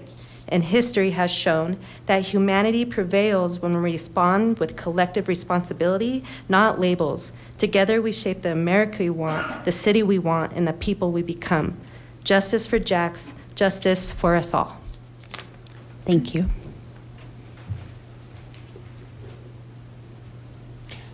Thank you, Mayor. Got 4 more names. Jamie Lynn Selman, then Rosie Griffin, Bradley Bruce, then Amber Varwig.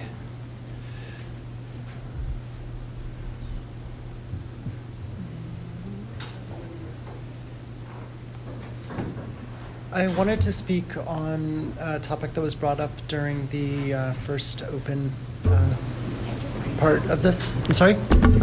Oh, there we go. My apologies. Hi, Happy New Year. It's good to see all of you.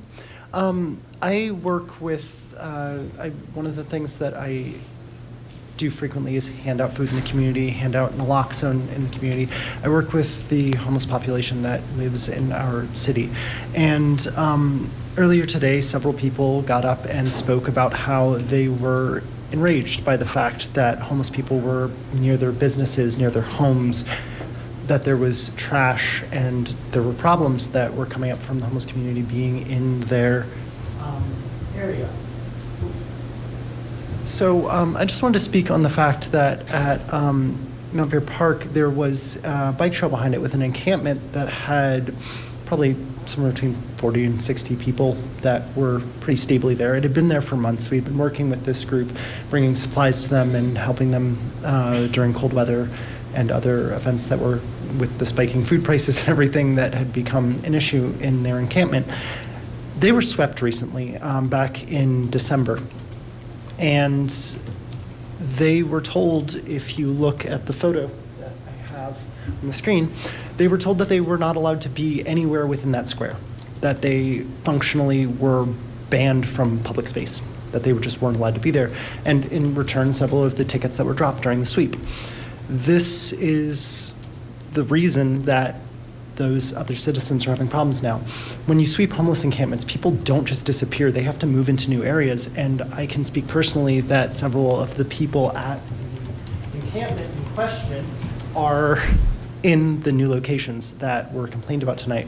They would not be there if they had not been swept in the first place and had their rights to exist in our country completely eradicated.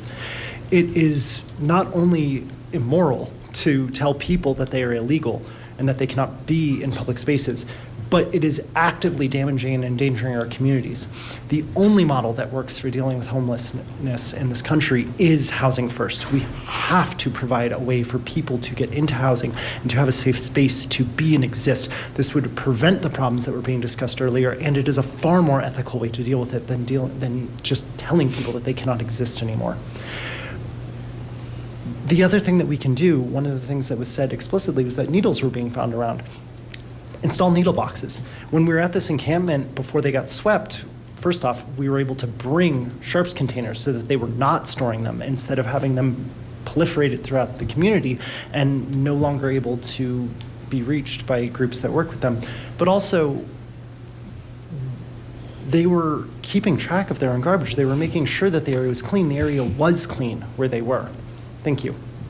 Thank you.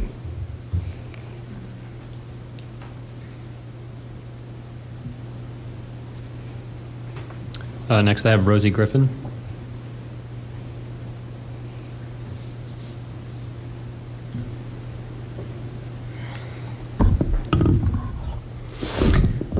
Happy New Year, counselors. My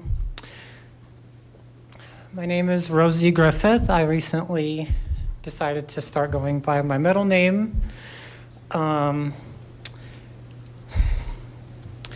What can I say that I haven't already said 1,000 times? Some people, I live in Cap Hill, I forgot to say that. Some people have incorporated what happened in Minneapolis with Renee Good. I guess I could do that. And I'm just gonna be 100% straight with you. We are witnessing a queer erasure in this country. And specifically trans people, but queer people as a whole are being erased in this country right now. Donald Trump, from the time that he got in office, has made executive order after executive order. He has made the CDC and other government entities take references to queer people and trans people off of government websites. Even at Stonewall, they were told to take down any references to trans anything. And that has extended to Minneapolis. She has been described as a widow of a veteran, which she is, and everybody's talking about her child as, oh, the child doesn't have a mother anymore. He still has another mother that his wife, that Renee Good was married to, but nobody is framing it in that way. It's just assumed that this kid is just going to be an orphan now. And there has been so much going on. I moved here from Texas, a lot of you know that, and I've had the privilege and the honor of talking to a couple of you, like Ms. Cruz, in more in depth in a sort of one-on-one capacity away from here. And I do feel that I was heard in that. My first speech that I gave here on this issue, I brought up Texas, where I moved from, and I have 30 seconds left, so I'm going to do that again really quick. I have been very thankful for Colorado and everything that Colorado has been to me. I had been here for a week, and I was asked to go for House Bill 251312 for legal protections for trans people, and we got that passed. Texas right now has state troopers guarding women's bathrooms, if that tells you how far apart these two states are. But just because that bar is on the floor, just because Colorado is better than Texas does not mean that Colorado does not still have work to do. Justice for Jax.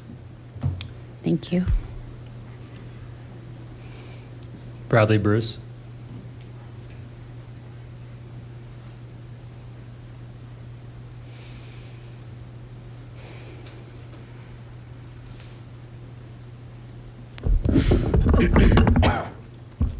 Hello, my name is Brad Bruce. I live in Ward 2. I'm here to speak on the murder of Renee Good.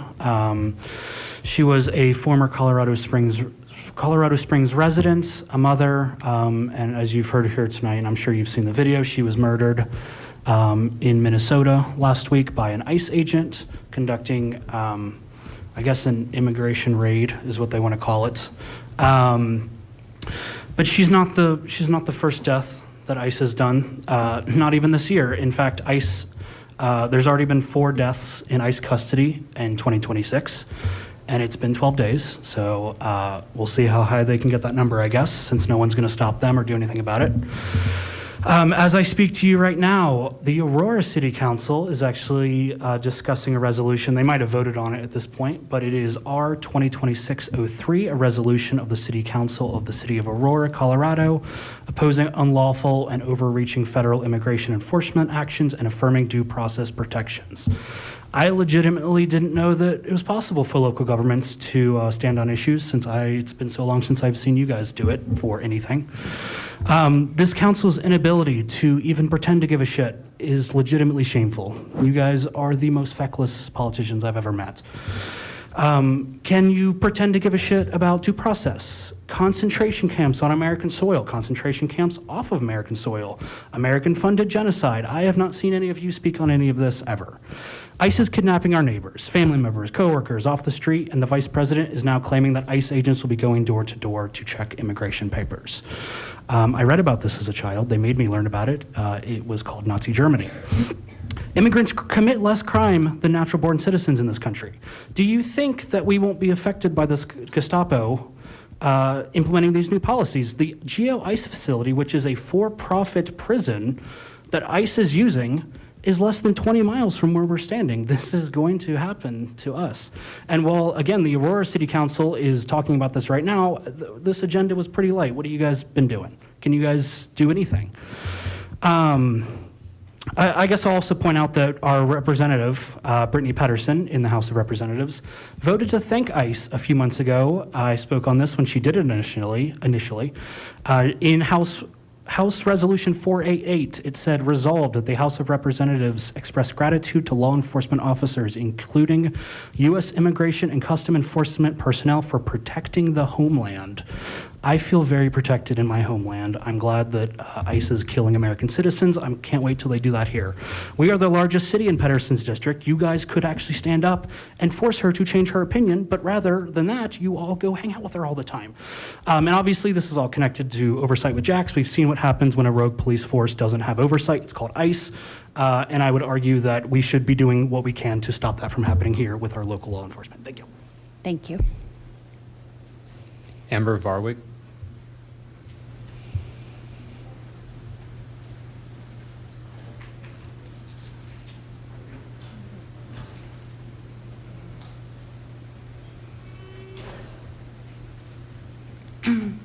Hi, Amber Varwig, Ward 2.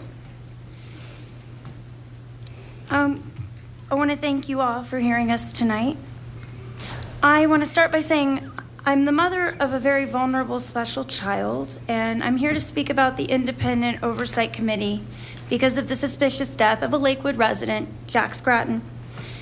This affects me in a number of ways, I feel. As many of you know, I interact with residents of Lakewood weekly, if not daily, and many are low income or in another vulnerable group in some way. That specific collection of people that I'm talking about is fairly diverse in and of itself, and they do not feel safe. This year alone, my daughter has had to go to the hospital twice because of dysphoria that is largely generated from the fear of how others see and treat her. And I try to shield her, but it's impossible at her age of 7 because she won't be 8 until the end of the week.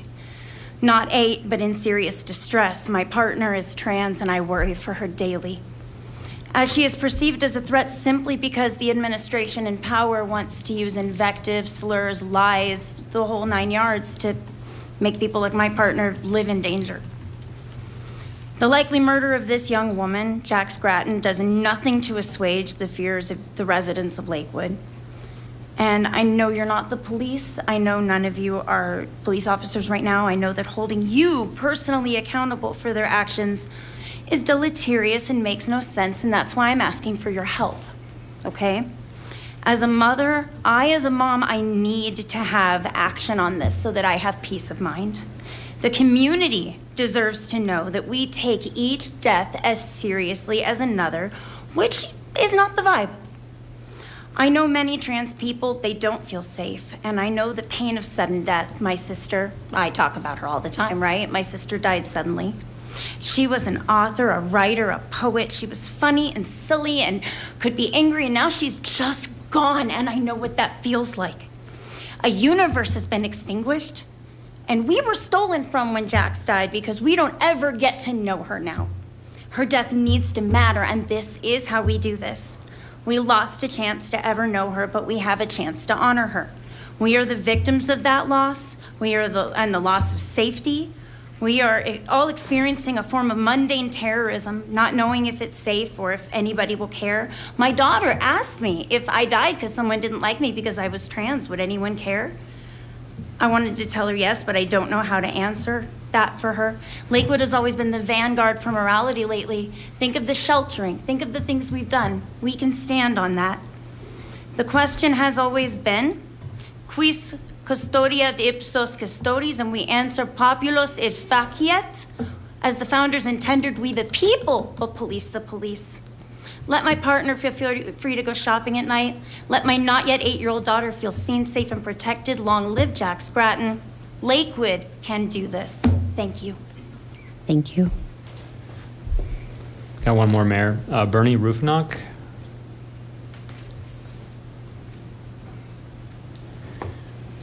Hello, Bernie Rufnock, Ward 3. I got some basically nuts and bolts items. One is that if the state law allows it, I would like to see explored the idea of where petitions, instead of having some tiny 3%, if you could get like a 20% or 40%, but something higher than 3% for petitions. And let's say if, just take that under consideration. I don't know what the state law is. Also on the agenda, I'd like to see things rearranged. Like, I'd like to see item 4 be item 9D.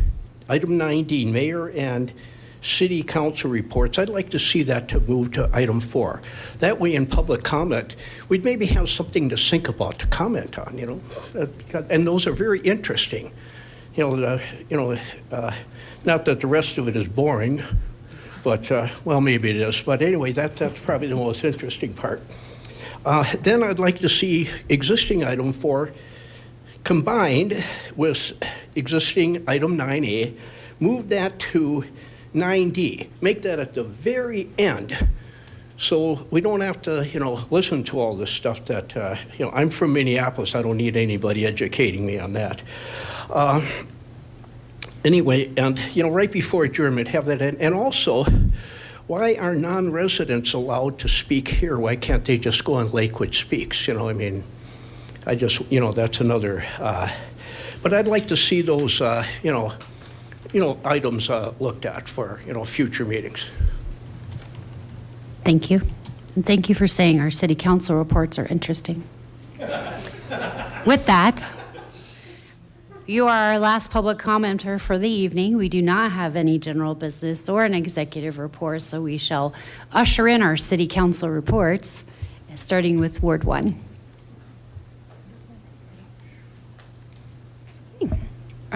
Thank you. Quick thanks. Thank you for the opportunity to continue to serve as the Mayor Pro Tem. That means a lot. I wanted to highlight that there are a number of boards and commission openings, including Ward 2 and a Ward 3 Planning Commission opening that are posted now on the city website. So we really appreciate everyone who steps up in those spaces. There is a Kids Night Out event that the city is hosting to give parents the opportunity to have some freedom out in the community. And that was being hosted at the Lakewood Rec Center on, I believe, the 17th. And then I just wanted to take a moment and a point of personal privilege. As a first-generation Iranian American, I want to just share my solidarity with the people of Iran who are taken to the streets unarmed, cut off from the world with no phone and no internet as they fight for their freedom and democracy. Tonight in Lakewood, we saw that process play out. Tonight we heard from a number of people, maybe these weren't topics that were of interest to everyone, but this is democracy.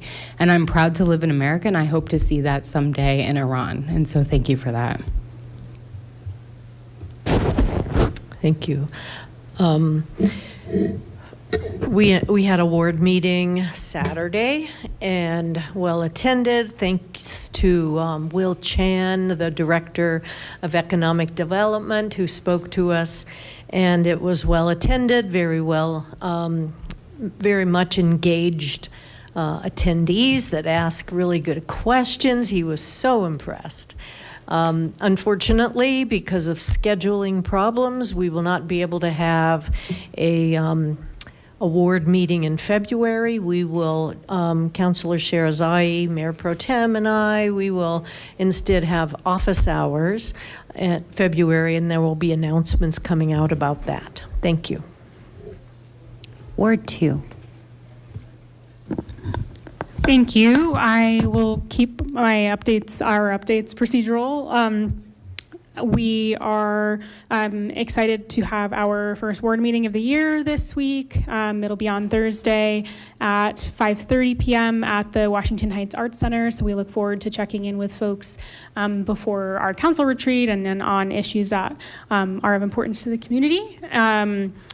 Also, we are excited for the Two Creeks Neighborhood Association meeting tomorrow night. So any Two Creeks neighbors who are here, if you haven't checked that meeting out, go ahead. It's at Mount Air Christian Church at 6:30 p.m. on Tuesday. We also are excited to meet with, or rather, Councilor Black will be there because I will not be in attendance, but our own Kane Park neighbors will also be meeting for their quarterly meeting next Wednesday, the 21st at 6:30 p.m., I believe, also at the Washington Heights Arts Center. So lots of great opportunities to go to the Washington Heights Arts Center.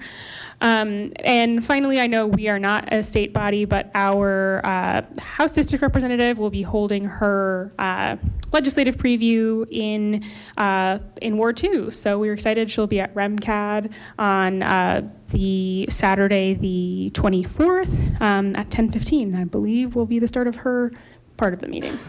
So check that out. And the legislative session starts on Wednesday. So if you're interested, and there are many times I've heard folks come to us with state-related issues. So we always welcome your feedback and would love for you to engage there too.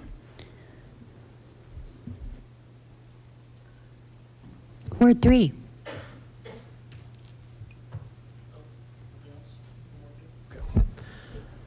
Good evening. Just a couple quick things. Our Ward 3 meeting will be a breakfast at the end of the month, Thursday, January 29th, at Sunrise Sunset, 8:30 a.m. So Councilor Cruz and I hope to see you there. Sunrise Sunset on South Wadsworth Boulevard. We're in the reserved room and back from 8:30 to 9:30 a.m. So see you there. Was also pleased to see that Lakewood did in fact manage to work with the Action Center to close on Emory. Congratulations to the City Attorney's Office and our city staff and the Action Center and Jeffco Schools for pulling that off before the end of the year. I was really encouraged to see that. I believe we'll be getting some more updates very, very soon from the Action Center on sort of next steps, timeline for the renovations I know they have planned and ways that neighbors can continue to provide feedback. Also, there's the Hayden Park Open House is also the evening of January 29th at 5:30 p.m., and that's an opportunity to provide more input on that whole process, and that's at lakewoodtogether.org/Hayden Plan. And I think that's all I've got. Over to Councilor Cruz. Oh, sorry, one other thing. Right. Sorry, Councilor Cruz. We passed on the consent agenda tonight on first reading and an ordinance dealing with the Metro West or the Metro PCS decision. The budgetary impact for that is quite significant. My understanding is we're going to get more information on how our staff is thinking about sort of responding to the budgetary impacts of that in the meeting 2 weeks from now, and I am looking forward to that. That's a really important item for us to dig into more. So I'm looking forward to a chance to get a little bit more information either in 2 weeks or hopefully in another occasion. But I think in 2 weeks on how we're handling the budgetary impacts of that. Over to Councilor Cruz. Thank you. Just a quick reminder, on January 21st, it is Lakewood 121 Day, so be sure to support your local businesses, especially on Wadsworth here in Lakewood. And then I would just like to say thank you to the community members that were present during the first initial community tables. This is an opportunity to hear directly from community, as well as work with community. A lot of the ideas that have been shared thus far, a lot of this work can be done in alignment with community leaders, nonprofits. So I just ask that you please continue to show up, be vocal. If you cannot be present, please be sure to send your ideas or areas of opportunity to me. The next one is going to be January 21st at 6 p.m. at Lakewood Social House. And this is for the topic specifically for belonging for our LGBTQ plus community members. Thank you. Ward 4. Ward 4, this will go a little bit quicker because Councilor Lowe mentioned on January 29th at Green Mountain, they're reimagining how the trails are going to be used, whether there should be some dedicated trails for hikers or bikers or horses. It was originally scheduled earlier at the time when we had our unfortunate blackouts. And a number of folks lost electricity, and it's now been rescheduled for the 29th. It's at the Green Mountain Rec Center from 5:30 to 7. This is pretty popular, not just in Ward 4, right? It's regionally and certainly across Lakewood. So I encourage everyone to try and make it out to provide their input about that. We had a previous ward meeting, which Katie Gill, who's very involved, one of the folks who's very involved in the Save Bear Creek Lake. And she gave an incredible presentation about the status. There's some tentative good news, but it's only tentative. I want to thank personally Amber Thill for the work that she's been doing, Tracy Whelan, and our city manager, Kathy Hodgson, for the work they're doing to get prepared for if the worst comes presentations have to be made to the water board, that we're ready to go at a moment's notice. And once we know more information, I hope everyone who's listening will make public comment at that meeting if it's needed. We have a Ward 4 meeting. Apologize for a little bit of confusion on the posting, but it's actually January 31st from 1 o'clock to 2:30. And kudos to my co-counselor, Mr. Furman, Councilor Furman, for getting that squared away for us. And our featured speaker is Will Chan, Economic Development Director, and everybody's favorite person we want to be able to talk to these days. We're excited about the work he's doing and how we can support him. And so we're very excited, and we hope folks will show up for that meeting.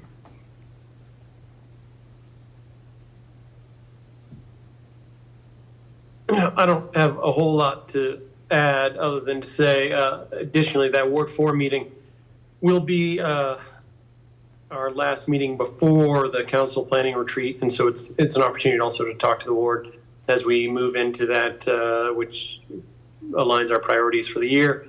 The economic development visiting this meeting is particularly important as we look at the reality that we might have a lot of goals and initiatives, and all of them require a strong economy. So I think this is an important meeting to attend for those who were deciding whether or not they'll make it out on the 31st.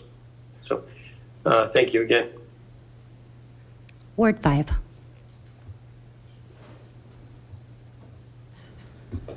Okay. Thank you. We had our ward meeting this past Saturday. We had a really good turnout and a lot of good conversation on a number of topics. I did fail to mention that on the 24th, also at Westwood's Church, there's going to be a composting seminar as part of the Sustainable Neighborhoods program. So if anyone is interested in that or, would like to get more information, that's a great place to do it. We haven't scheduled our February ward meeting yet. We're still working that out. We had tried to coordinate with Ward 4 so we could ask Mr. Chen to do one meeting instead of two, but that didn't work. So more to come on our next meeting. I just want to say that every year at the end of the year, I take time out to reflect on how I personally can be a better person in my personal relationships and in my community. There is enough vitriol, hatred, and anger to go around, and we don't need to perpetuate it. I hope that as a council and as a community, we can all treat each other with courtesy and respect going forward. We are not going to agree on everything, but we have discussions. We can have discussions without name calling and insults and berating members of staff or council. We all have opportunities every moment of every day to be kind, and I would encourage everyone to be kind. Thank you.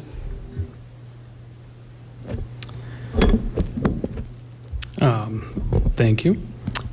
So I just want, like, how do I follow that? Thanks, Paula. Well, I just want to agree with a lot of our residents. I am concerned with, some of the things we're seeing from the feds and around the world.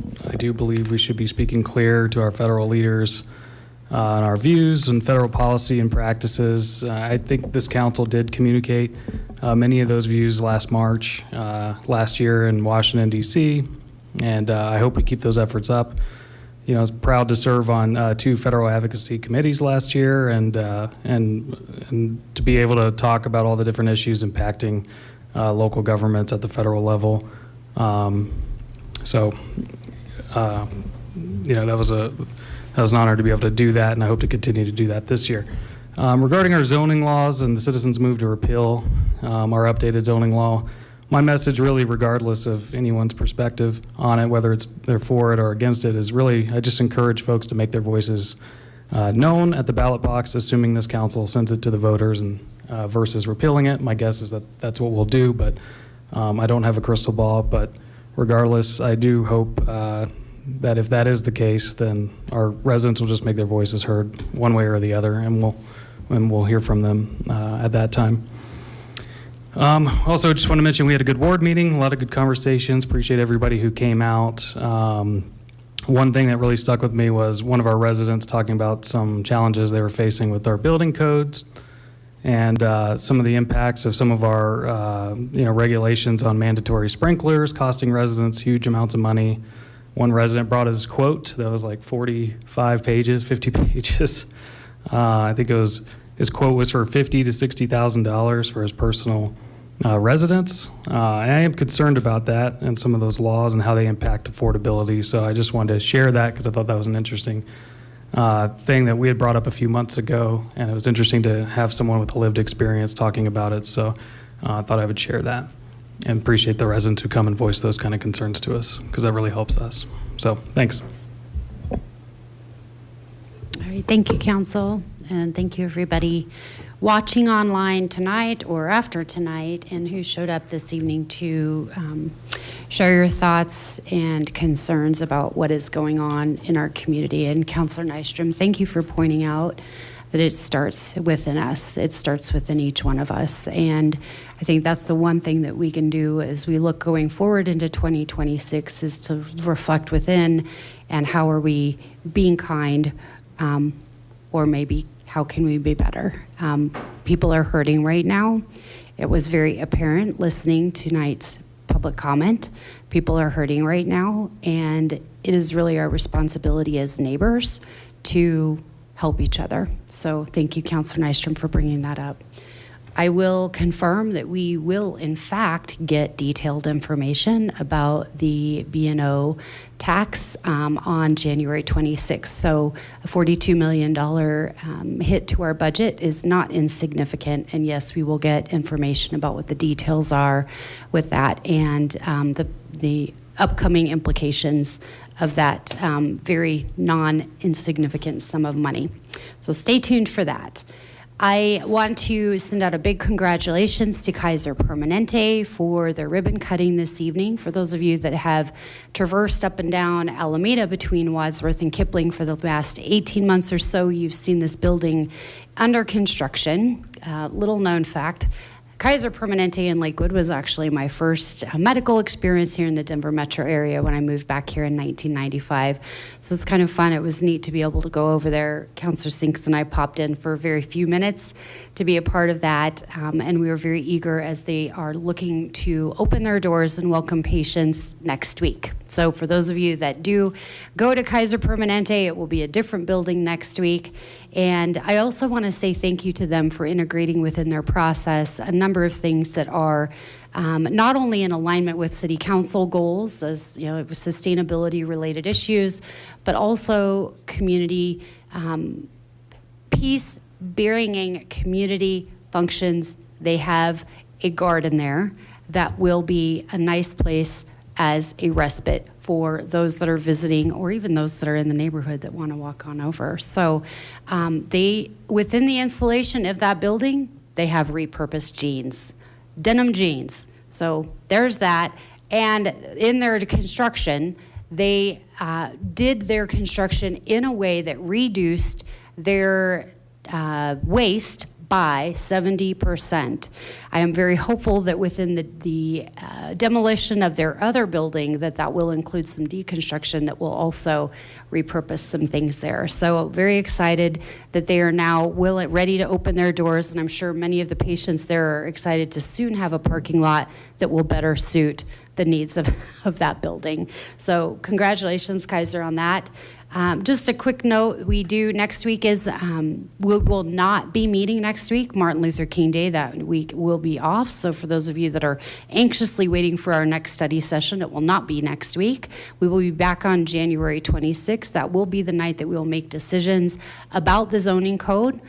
As Councilor LeBure mentioned, either repealing it outright or sending it, or sending it to the voters. So if that is of interest to you, that is the time that you want to tune in. Whether you are for or against a new zoning code, please be a part of that process. We really do need to hear from as many of you as possible.